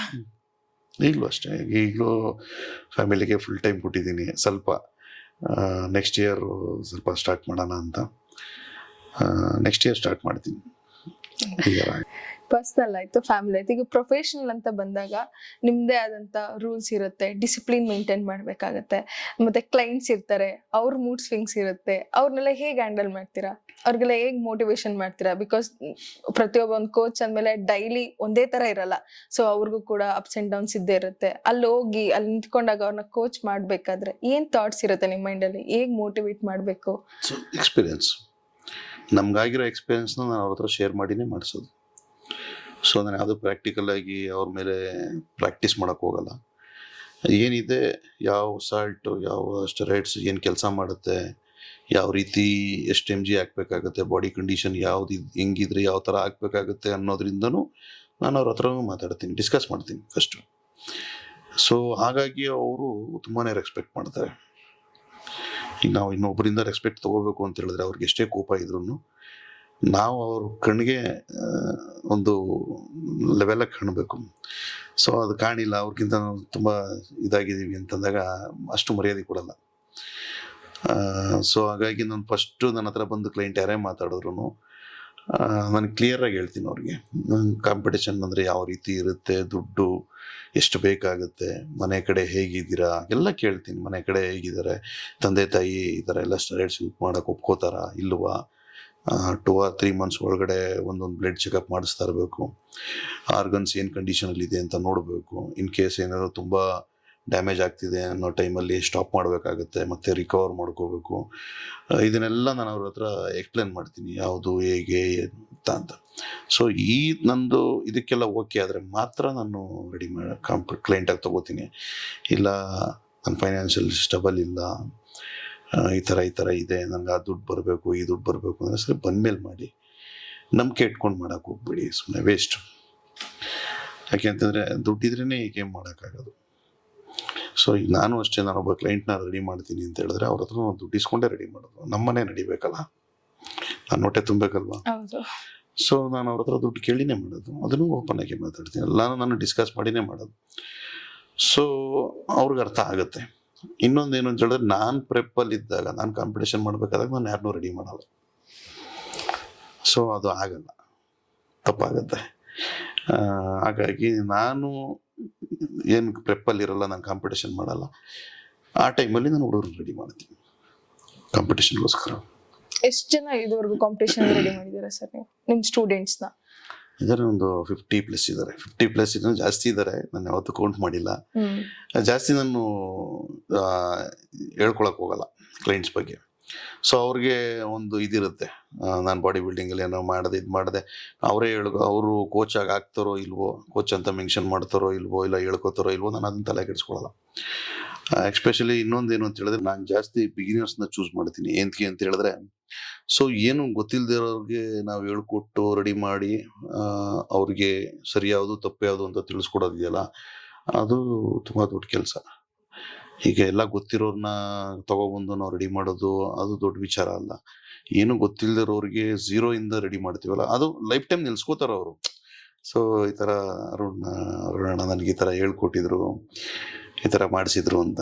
ಸೊ ಅದು ನನಗೆ ತುಂಬ ಖುಷಿ ಕೊಡುತ್ತೆ. ಸೊ ಹಂಗಾಗಿ ನಾನು ಜಾಸ್ತಿ ಪ್ರೊಫೆಷನಲ್ ಆಗಿ ಆಲ್ರೆಡಿ ಬಾಡಿ ಬಿಲ್ಡಿಂಗಲ್ಲಿ ಇರೋರನ್ನ ರೆಡಿ ಮಾಡ್ತೀನಿ, ಇಲ್ಲ ಅಂತಲ್ಲ. ಆದರೆ ಜಾಸ್ತಿ ನಾನು ಇಷ್ಟಪಟ್ಟು ರೆಡಿ ಮಾಡೋದ್ರೆ ಬಿಗಿನರ್ಸ್ನ. ಈಗ ಸ್ಟೇಟಸ್ ಅಲ್ಲೆಲ್ಲ ಕೋಚ್ ಅಂತ ಅಂದ್ಬಿಟ್ಟು ನೀವು ಮೆನ್ಷನ್ ಮಾಡಾಕತ್ರ, ಪ್ರೌಡ್ ಮೂಮೆಂಟ್ ಹೇಗೆ ಅನ್ಸುತ್ತೆ ಸರ್ ಖಂಡಿತ ನಿಮಗೆ? ಖುಷಿ ಆಗುತ್ತೆ, ಖಂಡಿತ ಖುಷಿ ಆಗುತ್ತೆ. ಆಗ್ದಿರೋರ್ ಮೇಲೂ ಬೇಜಾರಾಗುತ್ತೆ. ಎಲ್ಲ ಆ ಥರ ಏನಿಲ್ಲ, ನಾನೇನು ಕೇಳಲ್ಲ, ಅವರೇ ಆಗ್ತಾರೆ. ಈ 90 days ಮತ್ತೆ 30 days ಟ್ರಾನ್ಸ್ಫಾರ್ಮೇಶನ್ ಬಗ್ಗೆ ಏನ್ ಹೇಳ್ತೀರಾ? ಫೇಕ್, ವರ್ಕೌಟ್ ಆಗಲ್ಲ ಅಂತ ಹೇಳ್ತೀರಾ? 100ರಲ್ಲಿ ಒಂದಾಗುತ್ತೆ, ಅದ್ರಲ್ಲಿ 99 ಫೇಲ್ ಆಗಿರುತ್ತೆ. ಅದು ಹೇಳಲ್ಲ ಯಾರೂ. ಕೆಲವೊಬ್ರದ್ದು ಮಾತ್ರ ಅದು 90 days ಟ್ರಾನ್ಸ್ಫಾರ್ಮೇಶನ್ ನಿಜ, ಆದರೆ ಅದು ಅಷ್ಟು ರಿಯಲ್ ಅಲ್ಲ, ಅಷ್ಟು ಹೆಲ್ತ್ಗೆ ಒಳ್ಳೇದಲ್ಲ ನಾನು ಕೇಳೋದಾದ್ರೆ. ಸೊ ಅದನ್ನ 90 days ಯಾಕೆ ಮಾಡಬೇಕು ನಾನು ಕೇಳ್ತೀನಿ. ಈಗ ನಾನು ಬಾಡಿ ಬಿಲ್ಡರ್ ಅಂತೇಳಿ ನಿಮ್ಮನ್ನ ಬಾಡಿ ಬಿಲ್ಡ್ ಮಾಡಿ ನೀವು ಮಸಲ್ ಪುಟ್ ಆನ್ ಮಾಡ್ಕೊಳ್ಳಿ, ಶೋ ಮಾಡಿ, ನಾನು ಯಾರಿಗೂ ನಾನು ಅದನ್ನು ಪ್ರಮೋಟ್ ಮಾಡಲ್ಲ. ನಾನು ಜಿಮ್ಗೆ ಬರೋರ್ಗು ನಾನು ಹೇಳೋದು ಒಂದೇ ಮಾತು, ಸರ್ ಹೆಲ್ತ್ಗೋಸ್ಕರ ಮಾಡಿ, ಮನೆ ಊಟ ಮಾಡಿ, ಆಚೆ ಕಡೆ ಏನೂ ತಿನ್ಬೇಡಿ, ಮನೆಗೆ ಹೋಗಿ ಕೇಳಿ. ಈಗ ನಿಮ್ಮ ಅಜ್ಜಿ ತಾತ ಎಲ್ಲ 1 ಲೀಟರ್ ಎಣ್ಣೆ ಎತ್ತಿದ್ರೆ ಎಷ್ಟು ಯೂಸ್ ಮಾಡ್ತಾ ಇದ್ರು, ಎಷ್ಟು ತಿಂಗಳು ಬರೋದು, ಇವಾಗ ಎಷ್ಟು ಬರ್ತಿದೆ. ಸೊ ಅಡುಗೆ ಮನೆಯೇ ನಿಮಗೆ ಹೆಲ್ತ್, ಅದನ್ನ ನೋಡಿ. ಅದರಿಂದನೇ ನಿಮ್ಮ ಡಯಟ್ ಅಲ್ಲಿಂದನೇ ಸ್ಟಾರ್ಟ್ ಆಗುತ್ತೆ. ಡಯಟ್ ಅಂದ ತಕ್ಷಣ ಏನಪ್ಪ ಇದು ಸಾಂಬಾರು ತಿನ್ಲೇಬಾರ್ದು, ಕಬಾಬ್ ತಿನ್ಬಾರ್ದು. ಸೊ ಆ ಥರ ಇಲ್ಲ, ಎಷ್ಟು ತಿನ್ಬೇಕು ಅಷ್ಟು ತಿನ್ಬೇಕು, ಎಲ್ಲಿ ತಿನ್ಬೇಕು ಅಲ್ಲಿ ತಿನ್ಬೇಕು. ಮನೇಲಿ ಮಾಡಿಸ್ಕೋತೀನಿ, ಆಚೆ ತಿನ್ನೋದಲ್ಲ. ಸೊ ಈ ಥರ ಇರುತ್ತೆ, ಇದನ್ನ ನಾನು ಹೇಳ್ತೀನಿ ಅಷ್ಟೇ. ಫಸ್ಟ್ ಎಲ್ಲ ಡಯಟ್ ಅಂತ ಬಂದಷ್ಟ ರೈಸ್ ಕಟ್ ಮಾಡ್ಬಿಡ್ಬೇಕು, ರೈಸ್ ತಿನ್ಬಾರ್ದು. ಇಲ್ಲ, ರೈಸ್ ಆಕ್ಚುಲಿ ತಿನ್ಲೇಬೇಕು. ರೈಸ್ ಕಟ್ ಮಾಡೋದೆಲ್ಲ ಸುಳ್ಳು, ತಪ್ಪು. ಆ ರೀತಿ ವೆಯ್ಟ್ ಲಾಸ್ ಮಾಡಕ್ಕೆ ಹೋಗಿ ರೈಸ್ ಎಲ್ಲ ಕಟ್ ಮಾಡಿದ್ರೆ ಹೆಲ್ತ್ ಇಶ್ಯೂ ಆಗುತ್ತೆ. ಎಷ್ಟು ತಿನ್ಬೇಕು, ನಿಮ್ಮ ಬಾಡಿಗೆ ಎಷ್ಟು ಬೇಕೋ ಅಷ್ಟು ತಿನ್ಬೇಕು. ಸೊ ನಾವು 200 ಗ್ರಾಮ್ ರೈಸ್ ಹಾಕೊಂಡು ಅದಕ್ಕೆ 300 ಗ್ರಾಮ್ ಸಾಂಬಾರು ಹಾಕೊಂಡ್ಬಿಟ್ರೆ ಅದು ಡಯಟ್ ಆಗಲ್ಲ. ಈ ತರ ಇರುತ್ತೆ. ಈಗೆಲ್ಲ ಫಸ್ಟ್ ಯಾರಿಗೂ ಕೂಡ ಗ್ರಾಮ್ಸ್ ಲೆಕ್ಕದಲ್ಲಿ ಇರಲಿಲ್ಲ. ಕೋವಿಡ್ ಆದ್ಮೇಲೆನೆ ಎಲ್ಲ ಓಕೆ ಇಷ್ಟು ಗ್ರಾಮ್ ತಿಂದ್ರೆ ಇದ್ ತಿಂದ್ರೆ ಸರಿ ಹೋಗುತ್ತೆ ಬಾಡಿಗೆ ಅನ್ನೋದೊಂದು ಥಾಟ್ ಬಂದ್ಬಿಡಿದೆ ಅಲ್ವಾ ಸರ್? ಇಲ್ಲ ತಪ್ಪು. ಕೋವಿಡ್ ಆದ್ಮೇಲಲ್ಲ ಅದು. ಯಾವಾಗ ಮೊಬೈಲು ಟಚ್ ಸ್ಕ್ರೀನ್ ಮೊಬೈಲ್ ಬಂತು ಅವಾಗಿಂದ. ನಾನು ಕೀಪ್ಯಾಡ್ ಮೊಬೈಲಿಂದ ಯೂಸ್ ಮಾಡಿದ್ದೀನಿ. ಸೊ 1100 ಮೊಬೈಲು, 6030 ಮೊಬೈಲ್ ನಾನು ಫಸ್ಟ್ ಟೈಮ್ ತೊಗೊಂಡಿದ್ದು ಮೊಬೈಲು. ಆವಾಗೆಲ್ಲ ಈ ಥರ ಯಾರು ಇರಲಿಲ್ಲ, ಯಾವ ಯೂಟ್ಯೂಬು ಗೊತ್ತಿರಲಿಲ್ಲ, ಯಾವ ಇದು ಇರಲಿಲ್ಲ, ಯಾವ ಗೂಗಲ್ ಇರಲಿಲ್ಲ. ಗೂಗಲ್ ಇತ್ತು, ಬಟ್ ಸರ್ಚ್ ಮಾಡಬೇಕು ಅಂದರೆ ನೀವು ಲ್ಯಾಪ್ಟಾಪು ಇರಲಿ, ಕಂಪ್ಯೂಟರ್ ಮುಂದೆ ಕೂತ್ಕೋಬೇಕಾಗಿತ್ತು. ಸೊ ಅಲ್ಲಿ ಯಾವಾಗ ಕೈಯಲ್ಲೇ ಎಲ್ಲ ಸಿಕ್ತು, ಇವಾಗ ಬೇರೆ ಥರ ಆಯ್ತು. ಸೊ ಅಲ್ಲಿ ಕೊಡ್ತಾರೆ ಏನಂತ, ಗೂಗಲಲ್ಲಾಗಲಿ ಯೂಟ್ಯೂಬಲ್ಲಾಗಲಿ ಅವ್ರದ್ದೊಂದು ಡಯಟು ಏನು ಅವ್ರು ಮಾಡ್ತಾ ಇದ್ರೆ ಅವ್ರನ್ನು ಹಾಕಿರ್ತಾರೆ. ನೀವು ಮಾಡಿ ಅಂತ ಯಾರು ಹೇಳಿರಲ್ಲ. ಕೆಲವರು ಬಾಡಿ ವೆಯ್ಟ್, ಹೈಟು ಹೇಗೆ ಕರೆಕ್ಟಾಗಿ ಮ್ಯಾಚ್ ಆಗಿದೆಯಾ ಇಲ್ವಾ, ಇಲ್ಲ ಮೆಡಿಕಲ್ ಇಶ್ಯೂ ಇಂದ ದಪ್ಪ ಆಗಿದ್ದಾರಾ, ಏನು ಅಂದರೆ ಏನು ತಿಳ್ಕೊಳ್ದೇನೆ ಆ ಥರ ಡಯಟ್ನೆಲ್ಲ ಮಾಡಕ್ಕೆ ಹೋಗ್ಬಾರ್ದು. ಗೂಗಲಲ್ಲಿ ಯಾವುದೂ ಈ ಥರ ಎಲ್ಲ ಹಿಂಗಿದೆ, ಇದನ್ನ ಮಾಡಿದ್ರೆ ಈ ಥರ ಆಗುತ್ತೆ ಅನ್ನೋ ಥರ ಪ್ರಾಕ್ಟಿಕಲ್ ವರ್ಕ್ ಎಲ್ಲ ಮಾಡಬಾರ್ದು. ಈಗ ನಿಮ್ ಕ್ಲೈಂಟ್ಸ್ ಡಯಟ್ ಅಲ್ಲೂ ಅಷ್ಟೇ. ಓಕೆ, ನಿಮ್ ಕ್ಲೈಂಟ್ಸ್ ಸರ್ ಗೂಗಲ್ ಲಿಂಕ್ ತೋರಿಸ್ತಿದೆ, ನೀವ್ ಹಿಂಗ್ ಹೇಳಿದ್ರಿ, ಆದ್ರೆ ಯಾರು ಕೇಳಿಲ್ವಾ ಸರ್ ನಿಮ್ನ? ಕೇಳ್ತಾರೆ, ತುಂಬಾ ಜನ ಕೇಳಿದ್ದಾರೆ. ಎಲ್ಲ ಸರ್ಚ್ ಮಾಡ್ತಾರೆ. ಯಾರು ಸರ್ಚ್ ಮಾಡದೇ ಇರಲ್ಲ ಹೇಳಿ. ಈಗ ನಾವೇನೋ ಒಂದು ನೇಮ್ ಹೇಳಿದ್ರೆ ಅದನ್ನ ಸರ್ಚ್ ಮಾಡೇ ಮಾಡ್ತಾರೆ, ಗೊತ್ತು ನನಗೆ. ಸರ್ಚ್ ಮಾಡ್ತಾರೆ, ಕೇಳ್ತಾರೆ ನನ್ನ ಹತ್ರನು. ನಾನು ಅದಕ್ಕೆ ಇಲ್ಲಪ್ಪ, ಅದು ಡಿಪೆಂಡ್ ಆಗುತ್ತೆ, ನಿನ್ನ ಬಾಡಿಗೆ ಅದು ಸೂಟ್ ಆಗುತ್ತಾ, ಬೇಕಾ ಇಲ್ಲ ಬೇಡವಾ ಅನ್ನೋದನ್ನ ನೋಡಿ ಹಾಕ್ಬೇಕು. ಸುಮ್ಮನೆ ಎಷ್ಟು ಬೇಕಾಗುತ್ತೆ ಅನ್ನೋದನ್ನ. ಈಗ ಜ್ವರ ಬಂತು ಅಂದ ತಕ್ಷಣ ಪ್ಯಾರಾಸಿಟಿಮಲ್ ಹಾಕಿ ಅಂತ ಡಾಕ್ಟ್ರು ಕೊಡೋದು ಪ್ಯಾರಾಸಿಟಿಮಲ್. ಅದರಲ್ಲಿ ತರತರವರಿ ಇರುತ್ತೆ, ಇಷ್ಟು MG ಅಂತ ಇರುತ್ತೆ, ಅದು ಇಷ್ಟು ಡೋಸ್ ಅಂತ ಕೊಟ್ಟಿರ್ತಾರೆ. ಅದಕ್ಕೆ ಅವರು ಡಾಕ್ಟ್ರು ಹೇಳ್ಕೊಡೋದಕ್ಕೇನೆ. ಇಲ್ಲ ನಾವೇ ತಗೊಂಡು ಹಾಕೊಬಿಡ್ಬೋದಲ್ಲ. ಈಗ ನ್ಯಾಚುರಲ್ ಬಾಡಿ ಬಿಲ್ಡ್ ಮಾಡಕ್ ಆಗದೇ ಇಲ್ವಾ ಸರ್? ಆಗುತ್ತೆ, ಅಂದ್ರೆ ತುಂಬಾ ಟೈಮ್ ಹಿಡಿಯುತ್ತೆ. ತುಂಬ ಟೈಮ್ ಹಿಡಿಯುತ್ತೆ, ಪೇಷನ್ಸ್ ಇರಬೇಕು. ಅದಾದಮೇಲೆ ಬಾಡಿ ಸಪೋರ್ಟ್ ಮಾಡಬೇಕು. ನೋಡಿ, ನ್ಯಾಚುರಲ್ಲಾಗಿ ಏನು ಮಾಡೋಕ್ಕೆ ಸಾಧ್ಯ ಇಲ್ಲ ಅನ್ನೋದೆಲ್ಲ ಇಲ್ಲ. ನ್ಯಾಚುರಲ್ಲಾಗಿ ಮಾಡ್ಬೋದು, ನ್ಯಾಚುರಲ್ಲಾಗಿ ಮಾಡಿರೋರು ಇದ್ದಾರೆ, ಬಟ್ ಇವಾಗಿಲ್ಲ. ಅಷ್ಟು ಬಾಡಿ ಸಪೋರ್ಟ್ ಮಾಡಲ್ಲ. ತುಂಬಾ ಇನ್ಸ್ಟೆಂಟ್ ವೇ. ನಮ್ಮ ಲಿವರು ತುಂಬ ಸ್ಮಾರ್ಟು. ನಿಮ್ಮ ಬಾಡಿಗೆ ಎಷ್ಟು ಪ್ರೋಟೀನ್ ಬೇಕೋ ಅಷ್ಟು ಮಾತ್ರ ಅದು ತಗೊಳುತ್ತೆ. ಇನ್ ಎಕ್ಸೆಸ್ ಪ್ರೋಟೀನ್ ಏನಿದೆ ಯಾವುದೇ ಕಾರಣಕ್ಕೂ ಅದು ಕನ್ಸ್ಯೂಮ್ ಮಾಡಲ್ಲ, ತಗೊಳ್ಳೋದೇ ಇಲ್ಲ. ಅಷ್ಟು ಸ್ಮಾರ್ಟ್ ಲಿವರು. ಕೆಲವ್ರಿಗೆ ಅದು ಅರ್ಥ ಆಗಲ್ಲ. ನಾನು ಪ್ರೋಟೀನ್ ಹಾಕ್ಬಿಟ್ರೆ, kg ಚಿಕನ್ ತಿನ್ಬಿಟ್ರೆ ಆಗ್ಬಿಡುತ್ತೆ, ಹಾಗೆ ಹೀಗೆ. ಸುಳ್ಳು. ಬಾಡಿ ಸಪೋರ್ಟ್ ಮಾಡಲ್ಲ ಅಷ್ಟು. ಅದಾದಮೇಲೆ ಹಾರ್ಮೋನ್, ಬಾಡಿ ಬಿಲ್ಡಿಂಗೇ ಮೇಯ್ನ್ ಹಾರ್ಮೋನ್. ಅದು ಅಷ್ಟೇ, ನ್ಯಾಚುರಲ್ಲಾಗಿ ಅಷ್ಟು ಟೆಸ್ಟೋಸ್ಟೆರೋನ್ ನಾವು ಬೂಸ್ಟ್ ಮಾಡೋಕ್ಕಾಗಲ್ಲ ಬಾಡಿಲಿ. ಸಪ್ಲಿಮೆಂಟ್ಸ್ ಆಗಲಿ ಇದನ್ನಾಗಲಿ ತಗೊಳ್ಳೇಬೇಕಾಗುತ್ತೆ. ಸೊ ನ್ಯಾಚುರಲ್ಲಾಗಿ ಇವಾಗಿನ ಇದರಲ್ಲಿ ಸಾಧ್ಯನೇ ಇಲ್ಲ. ತುಂಬಾ ಫನ್ನಿ ಆಗಿ ನಿಮ್ ಜಿಮ್ ಅಲ್ಲಿ ಏನಾರೋ ಒಂದು ಮೂಮೆಂಟ್ ನಿಮಗ್ ತುಂಬಾ ನೆನಪಿರೋ ಹಾಗೆ ನಿಮ್ ಕ್ಲೈಂಟ್ಸ್ ಜೊತೆ ಆಗಿರೋದು ಯಾವ್ದು? ಜಿಮ್ಮಲ್ಲಿ ನಡೀತಾನೆ ಇರುತ್ತೆ, ಎವ್ರಿಡೇ ನಡೀತಾ ಇರುತ್ತೆ. ಇವಾಗ ಏನಾಗಿದೆ ಅಂತಂದ್ರೆ ಸ್ವಲ್ಪ ಡಯಟ್ ಆಗಲಿ, ಆಮೇಲೆ ವರ್ಕೌಟ್ಸ್ ಆಗಲಿ, ಇದ್ರಲ್ಲಿ ನೋಡೋದೇ ಜಾಸ್ತಿ, ಗೂಗಲಲ್ಲಿ ಯೂಟ್ಯೂಬಲ್ಲಿ ಫ್ಯಾನ್ಸಿ ವರ್ಕೌಟ್ಸ್. ನಾವೆಲ್ಲ ಹಳೆ ಬಾಡಿ ಬಿಟ್ರಲ್ಲ, ಯಾವುದೇ ಕಾರಣಕ್ಕೂ ಫ್ಯಾನ್ಸಿ ವರ್ಕೌಟ್ ಮುಟ್ಟೋದೇ ಇಲ್ಲ. ಅವರು ತೂಕ ಎತ್ತದ್ರ ಮೇಲೆ ಅವರು ಡಿಪೆಂಡ್ ಆಗಿರ್ತಾರೆ. ಇಲ್ಲ ಇಷ್ಟು kg ನಾನು ಹೊಡಿಲೇಬೇಕು ಅನ್ನೋ ಮೈಂಡ್ ಸೆಟ್ಟಲ್ಲಿ ಪ್ರಿಪೇರ್ ಆಗಿ ಬರ್ತೀವಿ. ಅದು ಮಾಡಿಲ್ಲ ಅಂತ ಹೇಳಿದ್ರೆ ರಾತ್ರಿ ಮಲಗಿದಾಗ ಯೋಚನೆ ಮಾಡ್ತೀವಿ, ನನ್ನ ಕೈಲಿ ಯಾಕೆ ಆಗಿಲ್ಲ ಅದು ಅಂತ. ಸೊ ಇದು ನಮ್ಮ ಮೈಂಡ್ ಸೆಟ್ ಆದರೆ. ಬಟ್ ಇವಾಗಿನ ಯುವಕರದು ಡಿಫ್ರೆಂಟ್. ಫ್ಯಾನ್ಸಿ ವರ್ಕೌಟ್ಸು, ಯಾರೋ ಒಬ್ಬ ಸುಮ್ಮನೆ ಹಿಂಗೆ ಮಾಡ್ತಾ ಇದ್ದಾನೆ ವರ್ಕೌಟ್ಗೆ, ನ್ಯೂ ವರ್ಕೌಟ್ಸು ಅದು ಇದು. ಅದೇ ನನಗೆ ಫನ್ನಿಯಾಗಿ ಕಾಣಿಸೋದು ಜಿಮ್ಮಲ್ಲಿ. ಸೊ ನ್ಯೂ ಫ್ಯಾನ್ಸಿ ವರ್ಕೌಟ್ಸ್ ಎಲ್ಲ ನಾನು ಪ್ರಮೋಟೇ ಮಾಡಲ್ಲ. ಮುಂದೆ ನಮ್ದು ಓಲ್ಡ್ ಸ್ಕೂಲ್ ವರ್ಕೌಟ್ಸ್ ನಮ್ದು. ನಿಮ್ಮ ಹತ್ರ ಬಂದಿದಾರ 30 days ಟ್ರಾನ್ಸ್ಫರ್ ಮಾಡ್ಕೊಡಿ? ನಾನು ಮಾಡಿದ್ದೀನಿ, ಖಂಡಿತ ನಾನು ಮಾಡಿದ್ದೀನಿ. 90 days ಟ್ರಾನ್ಸ್ಫಾರ್ಮೇಶನ್ ಮಾಡಿದ್ದೀನಿ. ಸೊ ನನಗಿಷ್ಟ ಆಗಿಲ್ಲ.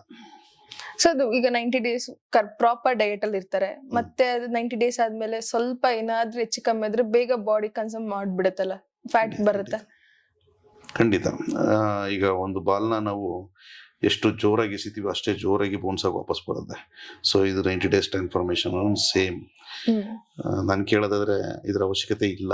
ನೀವು ಲಾಂಗ್ ಟೈಮ್ ತಗೊಳ್ಳಿ, ಹೆಲ್ತನ್ನು ನೋಡಿಕೊಂಡು ಒಂದು ಒಳ್ಳೆ ಡಯಟ್ನ ತಗೊಂಡು ಲಾಂಗ್ ಟೈಮ್ ಮಾಡೋದ್ರಿಂದ ನಿಮ್ಗೆ ಗೋಲ್ನ ನೀವು ನಿಧಾನಕ್ಕೆ ಅಚೀವ್ ಮಾಡ್ಬೋದು. ಬಟ್ ಹೆಲ್ತ್ ಈಸ್ ಇಂಪಾರ್ಟೆಂಟ್ ಆಗುತ್ತೆ. 90 days ನಾವೇ ಕಾಂಪಿಟೇಷನ್ ರೆಡಿಯಾಗಿ ಹೋಗಲ್ಲಮ್ಮ, ಹೆದರ್ತೀವಿ ನಾವೇನೆ. ಇವ್ರು ಅದು ಯಾವ ಧೈರ್ಯದಲ್ಲಿ ಮಾಡಿಸ್ತಾರೋ ಅದೇನು ಹಾಕಿಸ್ತಾರೋ ನಮಗೂ ಗೊತ್ತಿಲ್ಲ. ಬಟ್ ನಾನು ಮಾಡಿದ್ದೀನಿ, ಇಲ್ಲ ಅಂತಲ್ಲ, ಬಟ್ ಮಾಡಿಸಲ್ಲ ಜಾಸ್ತಿ. ಈ ನ್ಯಾಚುರಲ್ ಬಾಡಿಗೂ ಮತ್ತೆ ಈ ಸ್ಟೆರಾಯ್ಡ್ಸ್ ಹಾಕೋ ಬಾಡಿಗೂ ಏನ್ ಸರ್ ಡಿಫ್ರೆನ್ಸ್? ಯಾವ್ದು ತುಂಬಾ ಲಾಂಗ್ ಲಾಸ್ಟಿಕ್ ಆಗಿರುತ್ತೆ, ಮಸಲ್ಸ್ ಆಗ್ಲಿ ಅಥವಾ ಬಾಡಿ ಪ್ರಾಪರ್ ಆಗಿ ಹೆಲ್ತಿಯಾಗಿ ಯಾವ್ದಿರುತ್ತೆ? ನ್ಯಾಚುರಲ್. ನ್ಯಾಚುರಲ್ ಗೊತ್ತಾಗ್ಬಿಡುತ್ತಲ್ಲ ಸರ್, ಒಬ್ರು ನೋಡಿದಾಗ ಓಕೆ ನ್ಯಾಚುರಲ್ ಅಲ್ಲ ಸ್ಟೆರಾಯ್ಡ್ಸ್ ಗೊತ್ತಾಗುತ್ತಲ್ಲ. ಮಸಲ್ ಸೈಜಲ್ಲಿ ಗೊತ್ತಾಗ್ಬಿಡುತ್ತೆ. ನಾವು ಸ್ಟೆರಾಯ್ಡ್ಸ್ ಹಾಕಿಲ್ಲ ಅಂತ ಹೇಳಿದ್ರೆ ಸೈಜು ಅಷ್ಟು ಮಸಲ್ನ ನಾವು ಪುಟ್ ಆನ್ ಮಾಡೋಕ್ಕಾಗಲ್ಲ ಬಾಡಿಗೆ. ಸೊ ಅಷ್ಟು ವಾಲ್ಯೂಮ್ ಬರಲ್ಲ. ಮಸಲ್ ವಾಲ್ಯೂಮ್ ಬೇಕು ನಾವು ನೋಡೋಕೆ ಸೈಜಾಗಿ ಕಾಂಪಿಟೇಷನಲ್ಲಿ ಒಂದು ಅಟ್ರಾಕ್ಟಿವ್ ಫಿಸಿಕ್ ಕಾಣಿಸ್ಬೇಕು ಅಂತ ಹೇಳಿದ್ರೆ ಸ್ಟೆರಾಯ್ಡ್ಸು ಮತ್ತು ಪೆಪ್ಟೈಡ್ಸ್ ಆಗಲಿ ಏನು ಇದೆ ಅದನ್ನು ನಾವು ಯೂಸ್ ಮಾಡಲೇಬೇಕಾಗುತ್ತೆ. ಸೊ ಇದು ಬೇರೆ. ಇದನ್ನು ನಾವು ಲಾಂಗ್ ಟೈಮು ನಾವು ಯೂಸ್ ಮಾಡಬೇಕು ಅನ್ನೋದೇನಿಲ್ಲ. ಒಂದು 5 to 10 yearsವರೆಗೂ ಈಗ ಯೂಸ್ ಮಾಡ್ತಾರೆ. ಅವ್ರದ್ದೇನಿದೆ, ಅವ್ರ ಡ್ರೀಮ್ ಏನಿದೆ ಅಚೀವ್ ಮಾಡ್ತಾರೆ. ಅದಾದಮೇಲೆ ಕಂಪ್ಲೀಟ್ ಎಲ್ಲ ಅಂದರೆ ಚೆಕಪ್ ಎಲ್ಲ ನೀಟಾಗಿ ನೋಡಿಕೊಂಡು ಹೆಲ್ತ್ನ ನೋಡಿಕೊಂಡು ಸೊ ಡ್ರಾಪ್ ಮಾಡಿಕೊಂಡು ಅವ್ರ ಜೀವನ ಅವ್ರು ನೋಡ್ಕೋತಾ ಇರೋರು ಇದ್ದಾರೆ. ತುಂಬ ಜನನೂ ಇದ್ದಾರೆ ಆ ಥರ. ಹಂಗೆ ಹೇಳ್ಬಾರ್ದು ಇದು ಮುಂದಕ್ಕೆ ಫ್ಯೂಚರ್ಗೆ ಎಫೆಕ್ಟ್ ಅಂತ. ಸೊ ಅದನ್ನು ಕರೆಕ್ಟಾಗಿ ಮೇಂಟೈನ್ ಮಾಡಿಲ್ಲ ಅಂತಂದರೆ ಎಫೆಕ್ಟ್ ಗ್ಯಾರಂಟಿ. ಕರೆಕ್ಟಾಗಿ ಮೇಂಟೈನ್ ಮಾಡಿಕೊಂಡು ನಾವು ಇರೋವರೆಗೂ ಹೆಲ್ತಿಯಾಗಿರ್ಬೋದು. ಬಟ್ ನಂಗೇನಂದ್ರೆ ಈ ಜಿಮ್ಗೆ ಹೋಗೋರ್ ಮೇಲೆ ನಂಗೊಂದ್ 3 ಡೌಟ್ ಇದೆ ಆಯ್ತಾ. ಫಸ್ಟ್ನೇದು, ಈ ಜಿಮ್ಗೆ ಹೋಗಿ ಸ್ಟಾರ್ಟಿಂಗ್ ಸೇರಕ್ಕಿಂತ ಮುಂಚೆ ವಾಕಿಂಗ್ ಸ್ಟೈಲ್ ಒಂದಿರತ್ತೆ, ಸೇರಾದ್ಮೇಲೆ ಏನೋ ವಾಕಿಂಗ್ ಸ್ಟೈಲ್ ಇನ್ನೊಂದ್ ತರ ಯಾಕೆ ಸೇರತ್ತ? ಅದು ಜಿಮ್ಗೆ ಹೋಗ್ತೀನಿ ಅಂತ ತೋರ್ಸಕ್ಕ ಅಥವಾ ಇಲ್ಲ ದೂರದಿಂದ ನೋಡ್ತಿದ್ದಾಗ್ಲೇ ಗೊತ್ತಾಗ್ಬಿಡುತ್ತೆ ಜಿಮ್ಗೆ ಹೋಗ್ತಿದ್ದಾರೆ ಅಂತ? ಇದರಲ್ಲಿ 2-3 ಥರ 2 or 3 ಟೈಪ್ ಇರ್ತಾರೆ. ಬೇಕು ಅಂತಾನೆ ಕೈಗೆಲ್ಲ ಮಾಡ್ಕೊಂಡು ನಡೆಯೋದು, ಆಮೇಲೆ ಟಿ ಶರ್ಟ್ನೆಲ್ಲ ಮೇಲೆ ಎತ್ಕೊಂಡು, ಆಮೇಲೆ ಟೈಟ್ ಆಗಿಲ್ಲ ಅದೇ ಟಿ ಶರ್ಟ್ ಹೊಲ್ಸ್ ಹಾಕೊಳ್ಳೋದು. ಇದು ನಾನು ಮಾಡಿದೀನಿ ಅವಾಗ ಸ್ಟಾರ್ಟಿಂಗ್ ಅಲ್ಲಿ. ಕ್ರೇಜ್ ಅಲ್ಲ, ಕ್ರೇಜ್. ಜಿಮ್ ಹೋಯ್ತಾ ಇದೀನಿ ಅಂತ ಹೇಳಿದ್ರೆ ಅದು ಆಕ್ಚುಲಿ ಏನಂತಂದ್ರೆ ಈ ಬ್ಯಾಕ್ ಮಸಲ್ ಏನಿದೆಯಲ್ಲ, ಸೊ ಅದು ವಿ ಟೈಪರ್ ಆಗುತ್ತೆ. ಸ್ವಲ್ಪ ಅಗಲ ಆದಾಗ ಏನಾಗುತ್ತೆ, ನಮ್ಮ ಕೈ ಸ್ಟ್ರೈಟ್ ಬರಲ್ಲ, ಹೀಗೆ ಕೈ ಕ್ರಾಸ್ ಆಗ್ಬಿಡುತ್ತೆ. ಆಕ್ಚುಲಿ ಅದು ಕಾಮನ್, ಅದು ಹೇಳ್ತೀನಿ. ಅದನ್ನೇ ಅಡ್ವಾಂಟೇಜ್ ಆಗಿ ತಗೊಂಡು ಇಷ್ಟಿರೋ ಕೈನ ಇಷ್ಟಾಗಲ ಮಾಡ್ಕೊಂಡು ನಡೆಯೋದು ತಪ್ಪು. ನಾನ್ ನೋಡಿರಲ್ಲ ಸರ್, ನೆಡ್ಕೊಂಡ್ ಬರ್ತಾರೆ, ಗುತ್ಕೊಂಡೇ ಹೋಗ್ತಾರೆ, ಜಿಮ್ಗೆ ಹೋಗ್ತಿರೋ ಬಿಡೋ ಅಂತ ಅನ್ಕೋಬೇಕು, ಆತರ ಇರ್ತಾರೆ. ಅದು ಕೆಲವರು ಇರ್ತಾರೆ, ಶೋ ಅಪ್ ಕೊಡೋರು ಇರ್ತಾರೆ, ಕೆಲವರು ಹೆಲ್ತ್ಗೋಸ್ಕರ ಬರೋರು ಇರ್ತಾರೆ, ಕೆಲವರು ಆಚೆ ಕಡೆ ನಾನು ಹಿಂಗಿದ್ದೀನಿ ಅಂತ ತೋರ್ಸ್ಕೊಳಕ್ ಬರೋರು ಇರ್ತಾರೆ, ಕೆಲವರು ಬಾಡಿ ಬಿಲ್ಡರು. ಅವ್ರು ಏನು ಹಾಕಿದ್ರು ಗೊತ್ತಾಗ್ಬಿಡ್ತದೆ. ಅವರು ಬಟ್ಟೆ ಎಷ್ಟೇ ಲೂಸ್ ಹಾಕಿದ್ರು ನೋಡಪ್ಪ ಇವ್ರು ಬಾಡಿ ಬಿಲ್ಡರು ಅನ್ನೋದು ಐಡೆಂಟಿಫೈ ಆಗ್ಬಿಡುತ್ತದೆ. ನೀವ್ ಏನ್ ಮೋಟಿವೇಶನ್ ಇಟ್ಕೊಂಡೋಗಿ ಜಿಮ್ಮಲ್ಲಿ ಯಾವಾಗ್ಲೂ ವರ್ಕೌಟ್ ಮಾಡ್ತೀರಾ ಸರ್? ಅವತ್ತಿನ ಮಸಲ್ಲು ಲಾಸ್ಟ್ ನಾನು ಮಾಡಿದ ಕಾಂಪಿಟೇಷನ್ಗಿಂತ ತುಂಬ ಚೆನ್ನಾಗಿರ್ಬೇಕು. ಅದಿನ್ನೂ ಮೈಂಡಲ್ಲೇ ಐತೆ. ಲಾಸ್ಟ್ ಕಾಂಪಿಟೇಷನ್ ನರೇಸೂರ್ಯ ಕ್ಲಾಸಿಕ್ ಹೈದರಾಬಾದಲ್ಲಿ ಆಡಿದ್ದು, ಅದ್ರಲ್ಲಿ ನನಗೆ ಬ್ರೌನ್ಸ್ ಆಯಿತು. ಸೊ ಅದೇ ಮೈಂಡಲ್ಲಿ ನೆಕ್ಸ್ಟು ಅದ್ರಲ್ಲಿ ಟೈಟ್ಲ್ ಮಾಡಬೇಕು ಅಂತ. ಸೊ 1 ವರ್ಷ ಇರೋದ್ರೆ 2 ವರ್ಷ ಆಗಲಿ ಮಾಡೋಣ, ಅದರಲ್ಲಿ ಏನಿಲ್ಲ. ಸೊ ಯಾವ ಮಸಲ್ ವೀಕ್ ಪಾಯಿಂಟ್ ಇದೆ ಅದು ಮೈಂಡಲ್ಲಿ ಇರುತ್ತೆ. ಇವತ್ತು ಈ ಮಸಲ್ನ ಟ್ರೈನ್ ಮಾಡ್ತಾ ಇದ್ದೀನಿ ಅಂತ ಹೇಳಿದ್ರೆ ಅದೇ ಮೋಟಿವೇಶನ್. ಈ ಶೇಪ್ ಈ ಥರ ಇರಬಾರ್ದು, ಬೇರೆ ಥರ ಬರಲೇಬೇಕು. ಅದನ್ನು ವರ್ಕೌಟ್ ಮಾಡೋಕ್ಕೆ ಸ್ಟಾರ್ಟ್ ಮಾಡಿದ್ರೆ ನೋವಾಗುತ್ತೆ, ನಿಲ್ಲಿಸಬಾರ್ದು. ನೋವಾದ್ರೂ ಇನ್ನೂ ನೋವಾಗ್ಲಿ ಅಂತಾನೆ ಮಾಡ್ತೀವಿ ಹೊರತು ಅವಾಗಲೇ ಶೇಪ್ ಚೇಂಜ್ ಆಗೋದು. ಸೊ ನಾನು ಯಾಕೆ ಈ ಕ್ವಶನ್ ಕೇಳಿದೆ ಅಂದ್ರೆ, ಈಗ ಜಿಮ್ಮಿಗೆ ಬರೋರು ಸ್ವಲ್ಪ ಜನ ಇರ್ತಾರೆ ಗೊತ್ತಾ, ಬ್ರೇಕಪ್ ಆದ ತಕ್ಷಣ ಜಿಮ್ಮಿಗೆ ಸೇರ್ಬಿಟ್ರೆ ಆ ಮೋಟಿವೇಶನಲ್ ಬಾಡಿ ಮಾಡ್ಬಿಡ್ಬೋದು ಅನ್ನೋ ಥಾಟ್ ಇರುತ್ತಲ್ಲ, ಅದಾಗತ್ತಾ? ಅದ್ ನಿಜನಾ? ಖಂಡಿತ ಆಗತ್ತಲ್ಲ, ಪೇನ್ ಗೇನ್ ಆತರ ಇಲ್ಲ. ಮನ್ಸಿಗೆ ತುಂಬಾ ನೋವಾದಾಗ ದೇಹಕ್ಕೆ ನೋವು ಮಾಡ್ಕೊಂಡಾಗ ಅದು ಕಡಿಮೆ ಆಗುತ್ತೆ. ಇದು ಬಾಡಿ ಬೇರೆ, ಮನ್ಸು ಬೇರೆ. ಈ ಲವ್ ಫೇಲ್ಯೂರ್ ಆದಾಗ, ಬ್ರೇಕಪ್ ಆದಾಗ, ತುಂಬಾ ಕ್ಲೋಸ್ ಫ್ರೆಂಡ್ಸ್ ಇಂದನೂ ಬೇಜಾರಾದಾಗ ಬಾಡಿಗೆ ನೋವಾಗಲ್ಲ, ಮನ್ಸಿಗೆ ಬೇಜಾರಾಗುತ್ತೆ. ಸೊ ಲೈಫ್ ಅಲ್ಲಿ ಡೌನ್ ಫಾಲ್ ಆದ್ರೆ ಬಂದ್ ಜಿಮ್ಮಿಗೆ ಸೇರ್ಕೊಂಡ್ರೆ ಓಕೆ ಅದು ಕ್ಯೂರ್ ಆಗುತ್ತೆ ಆತರ? ನಿಮ್ಗೆ ಅರ್ಥ ಆಯ್ತಿಲ್ಲ, ಹೇಗೆ? ಇನ್ನೊಂದ್ಸರಿ ಹೇಳ್ತೀನಿ ಕೇಳಿ. ಮನ್ಸಿಗೆ ನೋವಾದಾಗ ದೇಹಕ್ಕೆ ನೋವು ಮಾಡ್ಕೋತಾರೆ ಕೆಲವರು. ಅಂದ್ರೆ ನೋಡಿರ್ತೀರ ನೀವು, ಅದನ್ನ ಹೇಗೆ ಹೇಳೋದು ನನ್ಗೆ ಹೇಳಕ್ ಆಗ್ತಿಲ್ಲ. ಇದು ಜಿಮ್ಮು ಅದೇ ತರ ಕಾನ್ಸೆಪ್ಟ್ ಅಲ್ಲಿ ಬಂದ್ಬಿಡುತ್ತೆ. ಅವಾಗ ಈ ಜಿಮ್ಗೆ ಹೋದಾಗ ವೆಯ್ಟ್ ಲಿಫ್ಟ್ ಮಾಡಿದಾಗ ಸ್ವಲ್ಪ ಅಗ್ರೆಸಿವ್ ಮೂಡ್ ಬರೋದು. ಸೊ ಅವ್ರ ಮೈಂಡಲ್ಲಿ ಅದು ನೆನಪಾಗೋದು. ಹೋಗ್ತಾ ಹೋಗ್ತಾ ಹೋಗ್ತಾ ಈಗ ನಿಮ್ಗೆ ಇನ್ನೊಂದು ವಿಚಾರ ಏನಂದ್ರೆ, ಈಗ IT ಲೈನಲ್ಲಿ ಕೆಲಸ ಮಾಡ್ತಾ ಇದಾರಲ್ಲ, ಸೇಮ್ ಅವ್ರದ್ದು ಬೆಳಗ್ಗೆಯಿಂದ ಸಂಜೆವರೆಗೂ ಹೆವಿ ಸ್ಟ್ರೆಸ್ ಕೆಲಸ, ಹೆವಿ ಮೈಂಡ್ ಕೆಲಸ ಅವ್ರಿಗೆ. ಸೊ ಅವ್ರಿಗೆ ಜಿಮ್ಗೆ ಸೇರ್ಕೊಳ್ಳೋದೇ ಉದ್ದೇಶನೇ ಏನಂದ್ರೆ ಸ್ಟ್ರೆಸ್ನ ಕಡಿಮೆ ಮಾಡ್ಕೋಬೇಕು ಅಂತ. ನಾನು ಯಾವುದೇ ರೀತಿ ಬಾಡಿ ಬಿಲ್ಡ್ ಮಾಡಬೇಕು ಅಂತಲ್ಲ. ಅವ್ರದ್ದು ಒಂದು ಕ್ಯಾಟಗರಿ. ಆದ್ರೆ ಈ ಲವ್ ಫೇಲ್ಯೂರ್ ಹೇಳಿದ್ರಲ್ಲ, ಇದು ಅಷ್ಟೇನೆ, ಇದು ಇದೇ ರೀತಿ ಮನ್ಸಿಗೆ ತುಂಬಾ ನೋವಾಗಿರುತ್ತೆ. ಸೊ ಆ ನೋವನ್ನ ನಾವು ಹೆಂಗ್ ಕಡಿಮೆ ಮಾಡ್ಕೋಬೇಕು ಅಂದ್ರೆ ದೇಹಕ್ಕೆ ನೋವಾಗ್ಬೇಕು. ಸೊ ಜಿಮ್ಗೆ ಸೇರ್ಕೊಂಡ್ರೆ ಆಟೋಮೆಟಿಕ್ಲಿ ದೇಹಕ್ಕೆ ನೋವು ಆಗುತ್ತೆ. ಯಾಕಂದ್ರೆ ನಾನು ಆಲ್ಮೋಸ್ಟ್ ಈ ಜಿಮ್ ಅದಾದ್ಮೇಲೆ ನೋವು ಜಾಸ್ತಿ ಆದಾಗ 2 ದಿನ ಬಿಟ್ಟು ಮಸಲ್ ರಿಕವರ್ ಆದಾಗ ಅದೊಂದು ಸೈಜ್ ಕಾಣಿಸುತ್ತೆ, ಸ್ವಲ್ಪ ಊಲ ಕಾಣುತ್ತೆ. ಅಂದ್ರೆ 2 ತಿಂಗಳು ಹೋದಾಗ 3 ತಿಂಗಳು ಹೋದಾಗ ನಿಮಗ್ ಫೀಲ್ ಆಗುತ್ತೆ ಜಿಮ್ಗೆ ಹೋಗ್ತಾ ಇರೋದಕ್ಕೆ ನನ್ನ ಬಾಡಿ ಚೇಂಜ್ ಆಗ್ತಿದೆ ಅಂತ. ಬಟ್ ಒಂದು 6 ಮಂತ್ 8 ಮಂತ್ ಆದ್ಮೇಲೆ ನಿಮ್ ಪಕ್ಕ ಇರೋರು ಬೇರೆಯವರು ನಿಮ್ಮನ್ನ ನೋಡಿ ಐಡೆಂಟಿಫೈ ಮಾಡ್ತಾರೆ. ನಿನ್ ಬಾಡಿ ಚೇಂಜ್ ಆಗಿದೆ, ಇಲ್ಲ ತುಂಬಾ ಚೆನ್ನಾಗಿ ಆಗ್ತಾ ಇದೆಯಾ, ಹಾಗೆ ಹೀಗೆ ಅಂತ ಹೇಳಕ್ಕೆ ಒಂದು 6 to 8 months ಬೇಕು. ಸೊ ಅಲ್ಲಿವರೆಗೂ ಅವರು ಮಾಡ್ತಾರೆ. ಅದಾದ್ಮೇಲೆ ಅದು ಜೋಶ್ ಹಂಗೆ ಕಂಟಿನ್ಯೂ ಆಗುತ್ತೆ. ಕೆಲವ್ರಿಗೆ ಅದು ಆಗಲ್ಲ. ನಾನ್ ನೋಡಿ ಏನಲ್ಲ ಇನ್ಫ್ಲುಯೆನ್ಸಸ್ ಎಲ್ಲ ಬರೀ ಬ್ರೇಕಪ್ ಸಾಂಗ್ ಹಾಕೊಂಡೆ ಜಿಮ್ದು ವರ್ಕೌಟ್ ಆಗ್ತಾರಲ್ಲ. ಸೊ ಇದು ಕ್ಯೂರಿಯಾಸಿಟಿ ಇತ್ತು, ಬ್ರೇಕಪ್ ಆದ ತಕ್ಷಣ ಹೋದ್ರೆ ಜಿಮ್ ಅಲ್ಲಿ ಹೋದ್ರೆ ಬಾಡಿ ಬಂದ್ಬಿಡುತ್ತೆ, ಸಣ್ಣ ಆಗ್ಬಿಡುತ್ತೆ ಆತರ. ಅವ್ರವ್ರ ಮೈಂಡ್ ಸೆಟ್ ಅದು. ಒಬ್ಬೊಬ್ರಿಗೆ ಒಂದೊಂದ್ ತರ. ಸೊ ಇನ್ನೊಂದೇನ್ ಗೊತ್ತಾ, ಮನೇಲಿ ಹೆಂಡತಿನ ಸಂಭಾಳ್ಸೋದ್ ಈಸಿನಾ ಇಲ್ಲ ಕ್ಲೈಂಟ್ ನ ಸಂಭಾಳ್ಸೋದ್ ಈಸಿ ಆಗತ್ತಾ ನಿಮ್ಗೆ? ನನಗೆ ಎರಡು ಕಷ್ಟನೇ. ನನ್ನ ಹೆಂಡತಿನ ಸ್ವಲ್ಪ ಈಸಿ. ಯಾಕೆ ಅಂತಂದ್ರೆ A to Z ಅವಳಿಗೆ ಏನಿಷ್ಟ ಇಲ್ಲ, ಯಾವ್ದು ವಿಚಾರದಲ್ಲಿ ಕೋಪ ಬೇಗ ಬರುತ್ತೆ, ಯಾವ ವಿಚಾರದಲ್ಲಿ ಕೋಪ ಬರಲ್ಲ, ಯಾವ ತರ ನಿಭಾಯಿಸ್ಬೋದು ಅದೆಲ್ಲ ಗೊತ್ತು, ಕಲ್ತ್ಕೊಂಡ್ಬಿಟ್ಟಿದೀನಿ. ಈ ಕ್ಲೈಂಟ್ಸ್ ಅಂದ್ರೆ ಒಂದೇ ತರ ಇರಲ್ಲ. ಹೌದು. ಈಗ ಅವ್ರಿಗೆ ನಾನು ಏನ್ ಡಯಟ್ ಕಳಿಸಿರ್ತೀನಿ, ಒಂದು ಡಯಟ್ ನನ್ನ ಕಳಿಸಿರ್ತೀನಿ, ಈ ತರ ಪಕ್ಕ ಟೈಮ್ ಟೇಬಲ್ ಪ್ರಕಾರ ಬೆಳಿಗ್ಗೆ ಎದ್ದಾಗಿಂದ ಸಂಜೆ ಅವರು ರಾತ್ರಿ ಮಲಗೋವರೆಗೂ ಯಾವ ಟೈಮಲ್ಲಿ ಏನೇನು ಕನ್ಸ್ಯೂಮ್ ಮಾಡಬೇಕು, ಯಾವ ಮಲ್ಟಿವಿಟಮಿನ್ ತಗೋಬೇಕು, ಏನು ಎಲ್ಲಾನು ಕಳಿಸಿರ್ತೀನಿ. ಕಳ್ಸಿದ ಮೇಲೂ 2 ದಿನ ಆದ್ಮೇಲೆ, ಅವತ್ತೊಂದು ಟೈಮಲ್ಲಿ ಫೋನ್ ಮಾಡಲ್ಲ, 2 ದಿನ ಆದ್ಮೇಲೆ ಫೋನ್ ಮಾಡ್ತಾರೆ. ಸರ್ ಇದು ಈ ಟೈಮಲ್ಲಿ ತಿನ್ಬೇಕಾ, ಸರ್ ಈ ಟೈಮ್ ಇಷ್ಟು ಗ್ರಾಮ್ ಹಾಕ್ಬೇಕಾ, ಸರ್ ಕೊಟ್ಟಿದ್ದೀನಿ ಅಂದ್ಮೇಲೆ ಹಾಕ್ಬೇಕಲ್ವಾ, ಕ್ಯಾಲ್ಕುಲೇಟ್ ಮಾಡಿ ಕೊಟ್ಟಿರ್ತೀವಿ ನಾವು. ಸೊ ಆ ಥರ 2-3 ಸರಿ ಕೇಳಿದಾಗ ನನಗೂ ಬೇಜಾರಾಗುತ್ತೆ, ಈಗ ಹೆಂಗಪ್ಪ ಇವ್ರನ್ನೆಲ್ಲ ಇದು ಮಾಡೋದು ಅಂತ. ಅವಾಗ್ಲೂ ಬೇಜಾರು ಅನ್ಸುತ್ತೆ, ಬಟ್ ಹೇಳ್ತೀನಿ, ಬೇಜಾರು ಮಾಡ್ಕೊಳಲ್ಲ, ಬಿಗಿನರ್ಸ್ ಅಲ್ವಾ. ಸೊ ಓವರ್ ಆಲ್ ಇವಾಗ 7th ಸ್ಟ್ಯಾಂಡರ್ಡ್ ಇಂದ ಫಸ್ಟ್ ಜರ್ನಿ ಸ್ಟಾರ್ಟ್ ಮಾಡಿದ್ದು ಓನ್ ಆಗಿ, ಅಲ್ಲಿಂದ ಇಲ್ಲಿವರೆಗೂ ಬಂದ್ ನಿಂತಿದ್ದೀರಾ. ಸೊ ಈ ಜರ್ನಿ ಎಲ್ಲ ಒಂದ್ಸತಿ ನೆನ್ಪು ಮಾಡ್ಕೊಂಡಾಗ ಏನ್ ಅನ್ಸುತ್ತೆ ನಿಮ್ಗೆ? ಒಂದ್ ಕಡೆ ಬೇಜಾರಾಗುತ್ತೆ, ಒಂದ್ ಕಡೆ ತುಂಬಾ ಪ್ರೌಡ್ ಫೀಲ್ ಆಗುತ್ತೆ. ಯಾಕೆ ಅಂತಂದ್ರೆ ನಮ್ಮ ತಂದೆ ಇದ್ದಿದ್ರೆ ನಾನು ಈ ರೀತಿ ಇರ್ತಿರ್ಲಿಲ್ಲ. ಅವ್ರು ಯಾಕೆಂದ್ರೆ ಕಷ್ಟನೇ ತೋರಿಸಿರ್ಲಿಲ್ಲ ನನಗೆ. ಅವ್ರು ಹೋದ್ಮೇಲೆ ಕಷ್ಟ ಏನು ಅಂತ ಗೊತ್ತಾಗಿತ್ತು, ದುಡ್ಡಿನ ಬೆಲೆ ಏನು ಅಂತ ಗೊತ್ತಾಗಿತ್ತು. ಜನ ಸಂಬಂಧಿಕರು ಯಾವ್ದಕ್ ಬೆಲೆ ಕೊಡ್ತಾರೆ, ಯಾವ್ದಕ್ ಬೆಲೆ ಕೊಡಲ್ಲ ಅನ್ನೋದು ಒಂದು ಅನುಭವ ಆದಾಗಲೇ ಗೊತ್ತಾಗುತ್ತೆ. ನಾವೇನೇ ಎಕ್ಸ್ಪ್ಲೇನ್ ಮಾಡಿ ಹೇಳಿದ್ರು ಅದು ಅರ್ಥ ಆಗಲ್ಲ, ಸ್ವಂತ ಅನುಭವ ಆಗ್ಬೇಕು. ಸೊ ಆ ಸ್ವಂತ ಅನುಭವನ ನನಗೆ ನಮ್ಮ ತಂದೆ ಚೆನ್ನಾಗಿ ಅರ್ಥ ಮಾಡಿಸಿದ್ರು. ಈಗ ಜಿಮ್ ಇಂದ ನಿಮ್ಗೆ ಏನ್ ಸಿಕ್ಕಿದೆ, ನೀವೇನ್ ಕಳ್ಕೊಂಡಿದ್ದೀರಾ, ಮತ್ತೆ ನೀವೇನ್ ಕಲ್ತಿದ್ದೀರಾ ಸರ್ ಈ ಪ್ರೊಫೆಷನಲ್ ಇಂದ? ಜಿಮ್ ಇಂದ ನನಗೆ ಸಿಕ್ಕಿದ್ದು ಒಂದು ಒಳ್ಳೆ ಲೈಫ್ ಡಿಸಿಪ್ಲಿನ್, ಆಚ ಕಡೆ ತುಂಬ ಮರ್ಯಾದೆ. ಯಾವ ಥರ ಅಂತ ಹೇಳಿದ್ರೆ, ಯಾರು ನನ್ನ ಅಣ್ಣ ಅಂದನೆ ಮಾತಾಡ್ಸಲ್ಲ, ಸರ್ ಅಂತಾರೆ. ಅವಾಗೆಲ್ಲ ಬೇರೆ ಥರ ಇತ್ತು ಬಿಡಿ. ಆಮೇಲೆ ಕೆಲವ್ರು ನನ್ನ ನೋಡಬೇಕು ಅಂತಾನೆ ಎಷ್ಟೋ ಜನ ಹುಡ್ಕೊಂಬಂದಿರೋರು ಇದ್ದಾರೆ. ಇನ್ನು ಕಾಂಪಿಟೇಷನಲ್ಲೂ ಅಷ್ಟೇ. ಇದೆಲ್ಲ ಸುಮ್ಮನೆ ಎಲ್ಲ ಸಿಕ್ಕಿದ್ದಲ್ಲ, ಇದೆಲ್ಲ ಜಿಮ್ಮಿಂದನೇ ಸಿಕ್ಕಿದ್ದು. ಸೊ ಅದಕ್ಕೆ ತುಂಬಾ ನನಗೆ ಇಷ್ಟ ಆಗುತ್ತೆ ಅದೊಂದು. ಇನ್ನು ಕಳ್ಕೊಂಡಿದ್ದೇನು ಅಂತ ಹೇಳಿದ್ರೆ ಎಲ್ಲ ವೇಸ್ಟೇಜು. ಅಂದರೆ ತುಂಬ ಫ್ರೆಂಡ್ಸ್ನ ಕಳ್ಕೊಂಡಿದ್ದೀನಿ, ತುಂಬ ಎಲ್ಲ ಟೇಬಲ್ ಮೀಟಿಂಗ್ ಫ್ರೆಂಡ್ಸು, ಅವ್ರನ್ನ ಕಳ್ಕೊಂಡಿದ್ದೀನಿ ಅಷ್ಟೇ, ಬೇರೆ ಇನ್ಯಾರು ಇಲ್ಲ. ಸೊ ಈಗ ಈ ಪಾಡ್ಕಾಸ್ಟ್ ನೋಡ್ತಿರೋರು, ನಿಮ್ನ ತುಂಬಾ ಇಷ್ಟಪಡೋರು ಇರ್ತಾರೆ, ನಿಮ್ನ ನೋಡಿ ಕಲಿಯೋರು ಇರ್ತಾರೆ, ಕಲ್ತಿರೋರು ಇರ್ತಾರೆ. ಅವ್ರಿಗೆ ಏನ್ ಸಜೆಷನ್ ಕೊಡಕ್ಕೆ, ಇಲ್ಲ ಅವ್ರಿಗೆ ಒಂದು ಮೆಸೇಜ್ ಕೊಡ್ಬೇಕು ಅಂದ್ರೆ ಏನ್ ಕೊಡಕ್ ಇಷ್ಟಪಡ್ತೀರಾ?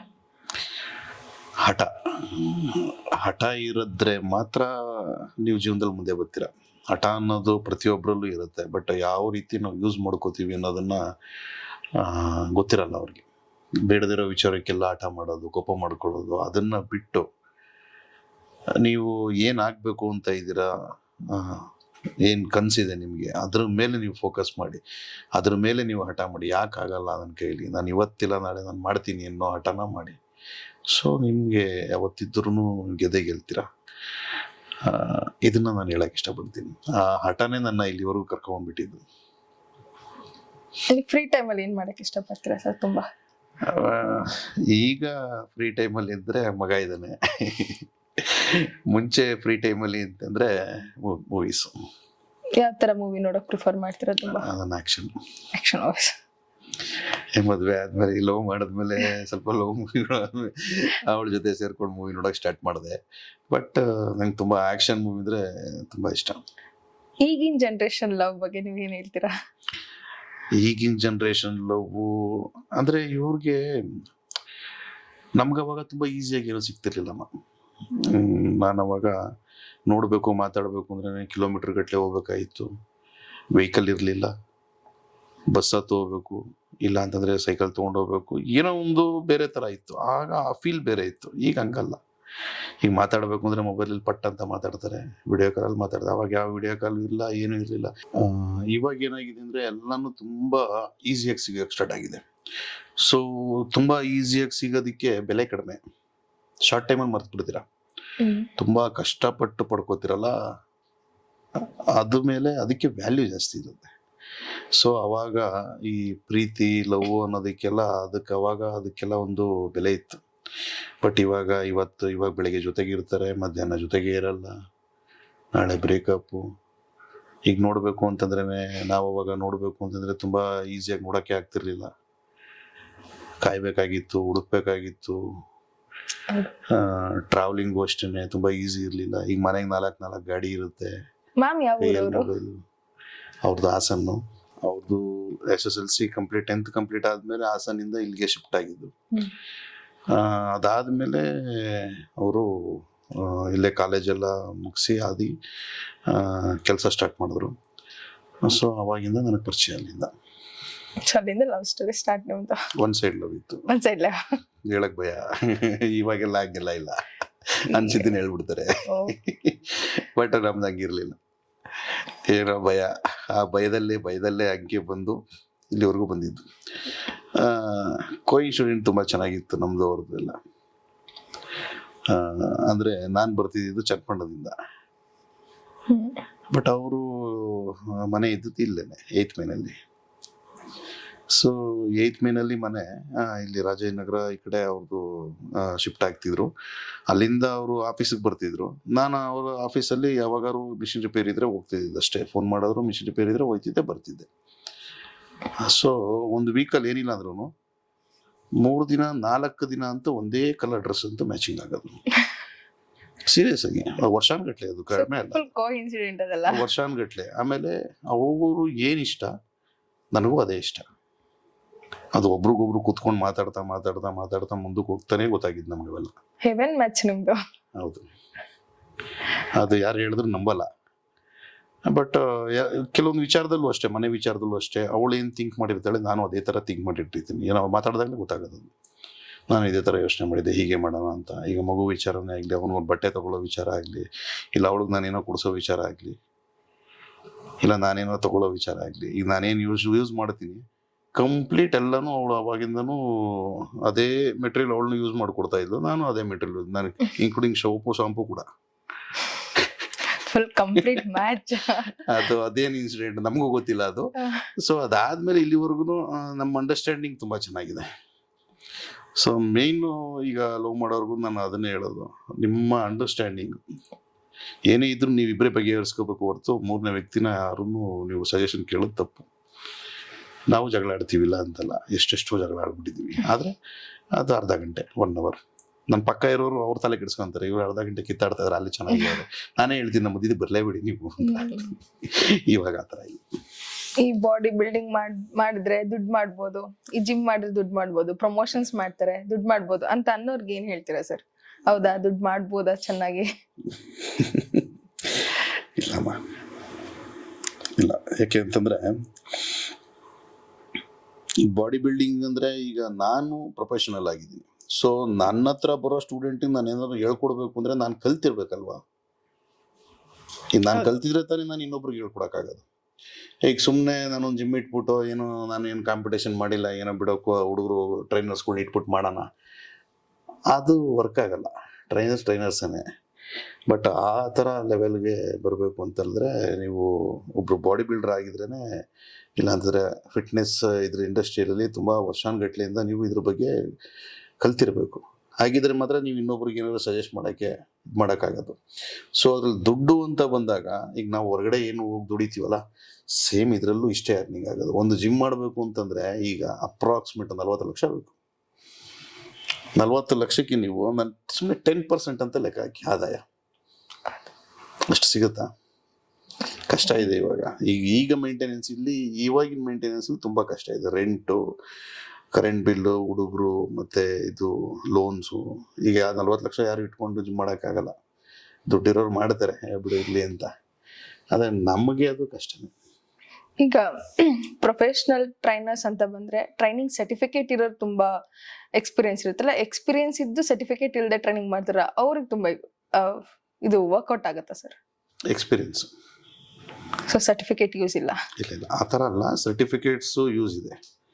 ಸೊ ಅದು ಒಂದು ನಿಮಗೆ ಗ್ರೇಡ್ ಇದ್ದಾಗೆ. ನಾನು ಸರ್ಟಿಫಿಕೇಷನ್ ಮಾಡಿದ್ದೀನಿ ಅಂತ ಹೇಳಿದ್ರೆ ಒಂದು ಲೆವೆಲ್ ಅದು ಒಳ್ಳೆಯದು. ಸರ್ಟಿಫಿಕೇಷನ್ ಮಾಡೋದ್ರಿಂದನೂ ಒಳ್ಳೆಯದು. ಅದರಲ್ಲಿ ನಾಲೆಡ್ಜ್ ನೀವು ತಗೋಬೇಕು ಅಂತ ಹೇಳಿದ್ರೆ ಓದ್ಬಿಟ್ಟು ಬಂದು ಈಜು ಕಲಿಯೋಕ್ಕಾಗಲ್ಲ, ನೀವು ಓದ್ಬಿಟ್ಟು ಬಂದು ಡ್ರೈವಿಂಗ್ ಮಾಡೋಕ್ಕಾಗಲ್ಲ. ನೀವು ಓದ್ಬಿಟ್ಟು ಬಂದು ಸೈಕಲ್ ತುಳಿತೀರಾ, ಬೈಕ್ ಓಡಿಸ್ತಾರೆ, ಏನಾರು ಆಗುತ್ತಾ? ಸೊ ಪ್ರಾಕ್ಟಿಕಲ್ ಓದೋದ್ರ ಸಮೇತ ಪ್ರಾಕ್ಟಿಕಲ್ ವರ್ಕ್ ಬೇಕು. ನೀವು ಅದ್ರ ಸಮೇತ ನೀವು ನಾನು ಸರ್ಟಿಫಿಕೇಷನ್ ಮಾಡಿದ್ದೀನಿ, ನನಗೆಲ್ಲ ಗೊತ್ತು, ಅದ್ರಲ್ಲಿ ಹಂಗೆ ಬರ್ದಿದ್ದಾರೆ, ಹಿಂಗೆ ಬರ್ದಿದ್ದಾರೆ, ಹಂಗೆ ಮಾಡಿದ್ರೆ ಹೀಗಾಗ್ಬಿಡುತ್ತೆ, ಹಾಗಾಗ್ಬಿಡುತ್ತೆ. ಸೊ ಅದು ಸಾಧ್ಯ ಇಲ್ಲ. ನೀವು ಅದನ್ನು ಮಾಡಬೇಕು. ಮುಂಚೆ ಅದು ಬುಕ್ಕಲ್ಲಿ ಕೊಟ್ಟಿದ್ದಾರಲ್ಲ, ನೀವು ಓದಿ ತಿಳ್ಕೊಳ್ಳಿ, ಅದನ್ನು ನೀವು ಮಾಡಲಿ ಅಂತ ಹೇಳಿದ್ದು. ಓದಿ ತಿಳ್ಕೊಂಡಾದ್ಮೇಲೆ ಮಾಡಲ್ಲ ಅವರು, ಅದನ್ನು ಮಾಡಬೇಕು ಅಲ್ವಾ? ಅದನ್ನು ಮಾಡಿದ್ರೇ ಅದಕ್ಕೆ ಬೆಲೆ. ಸರ್ಟಿಫಿಕೇಶನ್ಗೂ ಬೆಲೆ ಇದೆ, ಪ್ರಾಕ್ಟಿಕಲ್ಗೂ ಬೆಲೆ ಇದೆ. ಎರಡೂ ಈಕ್ವಲ್, ಎರಡೂ ಬೇಕು. ಸೊ ಇಷ್ಟೊತ್ತರೆಗೂ ಸರ್ ಹೇಳಿದ್ರೆಲ್ಲ ಕೇಳಿದ್ರಲ್ಲ, ಅವ್ರ ಬಿಗ್ಗೆಸ್ಟ್ ಸಪೋರ್ಟಿವ್ ಅಂತ ಹೇಳ್ತಿದ್ರು ಅವ್ರ ವೈಫ್ ನ. ಸೊ ಸ್ಪೆಷಲ್ ಗೆಸ್ಟ್ ಆಗಿ ಅವ್ರ ವೈಫ್ ಕೂಡ ಬಂದಿದ್ದಾರೆ. Welcome ma'am. ಸೊ ಅವ್ರನ್ನ ಕೇಳೋಣ, ಸರ್ ಹೇಗೆ ಮನೇಲಿ ಹೇಗಿರ್ತಾರೆ? ಒಂದು ಜಿಮ್ ಕೋಚ್ ಆಗಿ, ಜಿಮ್ ಅಲ್ಲಿ ಇರೋದು ಬೇರೆ, ಮನೇಲಿ ಹೇಗಿರ್ತಾರೆ ಅವರು? ಮನೇಲಿ ಆಕ್ಚುಲಿ ನನಗಿಂತ ಹಸ್ಬೆಂಡ್ ಸಿಕ್ಕಿದೆ ಅಂತ ಹೇಳಿದ್ರೆ ನಾನು ಒಂಥರ ಲಕ್ಕಿನೇ. ಫಸ್ಟ್ ಆಫ್ ಆಲ್ ನನಗೆ ನನ್ನ ಅಮ್ಮ ಇಲ್ಲ. ಸೊ ನಾನು ಎರಡನ್ನೂ ಇವರಲ್ಲೇ ನಾನು ನೋಡೋದು. ಅಮ್ಮ ಆಗಲಿ, ಹಸ್ಬೆಂಡ್ ಆಗಲಿ, ಫ್ರೆಂಡ್ ಆಗಲಿ, ನಾನು ಏನಾದ್ರು ಜಗಳ ಆಡಬೇಕು, ಕಿತ್ತಾಡಬೇಕು, ಅಥವಾ ಏನಾದರೂ ಶೇರ್ ಮಾಡಬೇಕು, ಫಸ್ಟ್ ಕಾಲ್ ಇವ್ರಿಗೆ ಹೋಗೋದು ನಾನು. ಆ ಥರ ನನಗೆ ಇವ್ರು ಕಂಪ್ಲೀಟ್ ಸಿಸ್ಟಮ್. ನನಗೆ ನಾನು ಏನಾದರೂ ನನಗೆ ಅಪ್ಸೆಟ್ ಆಯಿತು ಅಥವಾ ನನಗೇನಾದ್ರು ಕೋಪ ಬಂತು, ಎಲ್ಲ ಇವ್ರ ಮೇಲೆ ನಾನೇ. ಸೊ ಅದರಿಂದ ನಾವು ಕಾಂಪಿಟೇಷನ್ ಟೈಮಲ್ಲಿ ಹೆಚ್ಚಿಗೆ ನಾನು ಕಾಂಪ್ರಮೈಸ್ ಮಾಡ್ಕೊಂಡ್ಬಿಡ್ತೀನಿ. ಕಾಂಪಿಟೇಷನ್ ಟೈಮಲ್ಲಿ ಸ್ಟಾರ್ಟಿಂಗಲ್ಲಿ ಅವ್ರದ್ದು ಮೂಡ್ ಸ್ವಿಂಗ್ಸ್ ಬೇರೆ ಇರುತ್ತೆ. ಪ್ರತಿಯೊಂದು ತಿಂಡಿ, ಒಂದು ಉಪ್ಪಿಂದ ಹಿಡಿದು ಪ್ರತಿಯೊಂದರಲ್ಲೂ ಅವರು ಜಾಸ್ತಿ ಅಗ್ರೆಸಿವ್ ಆಗಿಬಿಡ್ತಾರೆ. ಒಂದು ಸ್ವಲ್ಪ ಜಾಸ್ತಿ ನಾವು ಉಪ್ಪು ಕಮ್ಮಿ ಹಾಕಿದ್ರೂ ನಡೀತದೆ, ಉಪ್ಪು ಚೂರು ಜಾಸ್ತಿ ಹಾಕಂಗಿಲ್ಲ. ಸೊ ಅದರಿಂದಾಗಿ ನಾವು ಪ್ರತಿಯೊಂದಲ್ಲೂ ಕೇರ್ಫುಲ್ ಆಗಿತ್ತು. ನಾನಾಗಲಿ, ಅಮ್ಮ ಆಗಲಿ, ಅವ್ರ ಸಿಸ್ಟರ್ ಆಗಲಿ, ಎಲ್ಲದರಲ್ಲೂ ನಾವು ಸ್ವಲ್ಪ ಕಾಂಪಿಟೇಷನ್ ಟೈಮಲ್ಲಿ ಅಂದರೆ ನಾವೆಲ್ಲ ಸೈಲೆಂಟ್ ಆಗಿಬಿಡ್ತೀವಿ. ಎಷ್ಟೇ ಕಿತ್ತಾಡಿದ್ರು, ಎಷ್ಟೇ ಮಾತಾಡಿದ್ರು ನಾವೆಲ್ಲ ಇವ್ರು ಬಂದಿದ ತಕ್ಷಣ ಆ ಮೂಡಲ್ಲಿ ಇರ್ತಾರೆ ಅಂತ ಹೇಳಿದ್ರೆ ನಾವೇನು ಮಾತಾಡಕ್ ಹೋಗಲ್ಲ. ಸೊ ಅವ್ರು ಏನ್ ಹೇಳ್ತಾರೆ ಅದರಿಂದ ನಾವು ಪ್ರತಿ ಒಂದನ್ನು ಏನು ಡಯಟ್ ಆಗ್ಲಿ ಎಲ್ಲ ನನ್ಗೆ ನೋಟ್ ಮಾಡಿ ಇಟ್ಕೊಂಡ್ಬಿಡ್ತೀನಿ ಪ್ರತಿ ಒಂದನ್ನು. ಸೊ ಇಂತಿಂತ ಟೈಮಲ್ಲಿ ಇಂತಿಂತ ಕೊಡ್ಬೇಕು. ಅಮ್ಮಂಗೆ ಏನಂದ್ರೆ ಒಂದ್ ಸ್ವಲ್ಪ ಗಾಬರಿ ಇರುತ್ತೆ. ಏನಂದ್ರೆ ಅಯ್ಯೋ ಹೆಂಗೋ ಏನೋ ನನ್ನಿಂದ ಏನಾದ್ರು ಮಿಸ್ಟೇಕ್ ಆಗ್ಬಿಟ್ರೆ, ಏನಾದ್ರು ಅವ್ರಿಗೆ ಏನಂದ್ರೆ ಅವ್ರಿಗೆ ಗೊತ್ತಿರಲ್ಲ, ನನ್ನಿಂದ ಇದ್ ಮಾಡಿ ಏನಾದ್ರು ಹಾಳಾಗ್ಬಿಡುತ್ತೇನೋ ಅನ್ನೋ ತರ. ಸೊ ನಾನ್ ಬಂದಾದ್ರಿಂದ ನನಗ್ ಪರಿಚಯ ಆಗೋದ ಮದ್ವೆಗಿಂತ ಮುಂಚೆಯಿಂದ ನಾನು ಕಾಂಪಿಟೇಷನ್ ಟೈಮಲ್ಲಿ ಯಾವಾಗ್ಲೂ ಜೊತೆಗಿರ್ತೀನಿ. ಸೊ ಈ ಪಾಡ್ಕಾಸ್ಟ್ ಮೂಲಕ ನಿಮ್ಗೆ ಅರುಣ್ ಅಣ್ಣಂಗೆ ಏನಾದ್ರು ಹೇಳ್ಬೇಕು ಅಂತ ಇದ್ರೆ ಏನ್ ಹೇಳಕ್ ಇಷ್ಟಪಡ್ತೀರಾ? ಇವಾಗ ಹೆಂಗಿದ್ದೀರೋ ಹಂಗೆ ಇರಿ, ಚೇಂಜ್ ಆಗೋದು ಬೇಡ. Thank you so much. ನನ್ ಕರೆದ ತಕ್ಷಣ ನೀವು ಯಾಕೆ ಏನು ಅಂತ ಕೇಳಿದೆ, ನಿಮ್ಗೆ ಅಷ್ಟು ಕನ್ಫ್ಯೂಷನ್ಸ್ ಇದ್ರು ಬಂದು ನನ್ಗೆ ಏನ್ ಕೇಳಿದ್ರು ರೆಸ್ಪಾಂಡ್ ಮಾಡಿದಕ್ಕೆ, ಅವರ ನಡೆ ಹೇಗೆ ಏನು ಅಂತ ನೀವು ಅವ್ರದ್ದು ಎಲ್ಲ ಕೋಚ್ ಸೈಡ್ ನಾವು ನೋಡಿರ್ತಾರೆ, ಈ ಫ್ಯಾಮಿಲಿ ಮೈಂಡ್ ಸೈಡ್ ನೋಡಿರಲ್ಲ, ಅದನ್ನ ಹೇಳಿದಕ್ಕೆ thank you so much. Thank you. ನಮ್ಮನ್ನ ಇಬ್ರು ಕರ್ಸಿದಕ್ಕೆ. ಚಾನಲ್ ಸ್ಟಾರ್ಟ್ ಮಾಡಿದೀರಾ. ಸೊ ಫಸ್ಟ್ ಗೆಸ್ಟ್ ಆಗಿ ಇವ್ರನ್ನ ಕರ್ಸಿದ್ ನನಗೆ ಇನ್ನೂ ಜಾಸ್ತಿ ಪ್ರೌಡ್ ಫೀಲ್ ಆಗುತ್ತೆ. Thank you so much. ಮತ್ತೆ ಇನ್ನೊಂದು ನಾನು ಹೇಳಲೇಬೇಕು, ನಾನು ಸ್ಟಾರ್ಟಿಂಗ್ ಅರುಣಣ್ಣನ ಕಾಲ್ ಮಾಡಿ ಕೇಳಿದಾಗ ಅವ್ರು ಹೇಳಿದಿಷ್ಟೇ, ಬರ್ತೀನಮ್ಮ. ಎಷ್ಟು ಯಾರೇ ಆದ್ರೂ ಅಷ್ಟೇ, ನಂಗೆ ಬೇರೆಯವ್ರ ಬಗ್ಗೆ ಗೊತ್ತಿಲ್ಲ, ನಾನು ತುಂಬಾ ಬ್ಯಾಕ್ವರ್ಡ್ಸ್ ಆಗಿದೆ, ಇಲ್ಲ ತುಂಬಾ ಫಾಲೋವರ್ಸ್ ಕಮ್ಮಿ ಇದಾರೆ, ಏನ್ ಅನ್ಕೊಂತಾರೆ ಏನೋ ಇಷ್ಟು ಚಿಕ್ಕ ಚಾನಲ್ ಕರೀತಿರೋದಕ್ಕೆ, ಬಟ್ ನಂಗೆ ಹೇಳಿದ ತಕ್ಷಣ ಅವ್ರು ಹೇಳಿದೆ ಇಷ್ಟ ಆದ್ರೆ ಏನೋ ಬರೋಣ ಮಾಡೋಣ ಅಂತ. ಥ್ಯಾಂಕ್ ಯು ಸೋ ಮಚ್ ಅಣ್ಣ, ಬಂದು ಎಲ್ಲಾನು ಇಷ್ಟು ಪೇಷನ್ಸ್ ಆಗಿ ಕುತ್ಕೊಂಡು, ನಿಮಗೆ ಟೈಮ್ ಇಲ್ಲದೆ ಇದ್ರು ಇಷ್ಟು ಟೈಮ್ ಕೊಟ್ಟು ಪ್ರತಿಯೊಂದು ಕೂಡ ಶೇರ್ ಮಾಡಿದ್ದಕ್ಕೆ. ಖಂಡಿತ. ಅದು ಥ್ಯಾಂಕ್ಸ್ ಅನ್ನೋದಕ್ಕಿಂತ ಒಬ್ರಿಗೊಬ್ರು ಸಪೋರ್ಟಿವ್ ಆಗಿರಲೇಬೇಕು. ಈಗ ನಾವು ಒಬ್ಬರೇ ನಾನು ನಿಂತ್ಕೊಬಿಡ್ತೀನಿ ಸಪೋರ್ಟ್ ಇಲ್ದೇ ಅನ್ನೋದು ಕಷ್ಟ. ಒಂದು ವಾಲ್ ಆದರೂ ಸಹಿತ ನಾವು ಹಿಡ್ಕೊಂಡು ಎದ್ದೇಳ್ಬೇಕಾಗತ್ತೆ. ಇದು ನಿಮ್ಮದು ಫಸ್ಟು ಎಪಿಸೋಡು ನಾನಾಗಿರ್ಬೋದು, ಬಟ್ ಇನ್ನು ಮುಂದಕ್ಕೆ ಇನ್ನೂ ದೊಡ್ಡವ್ರು ಬರ್ಬೋದು, ಚೆನ್ನಾಗಿ ಬೆಳಿಬೋದು. ಅದು ನಿಮ್ಮ ಎಫರ್ಟ್ ಮೇಲೆ ಆಗುತ್ತೆ, ಜನ ಅಕ್ಸೆಪ್ಟ್ ಮಾಡೋದ್ರ ಮೇಲೆ ಆಗುತ್ತೆ. So best of luck. Thank you so much.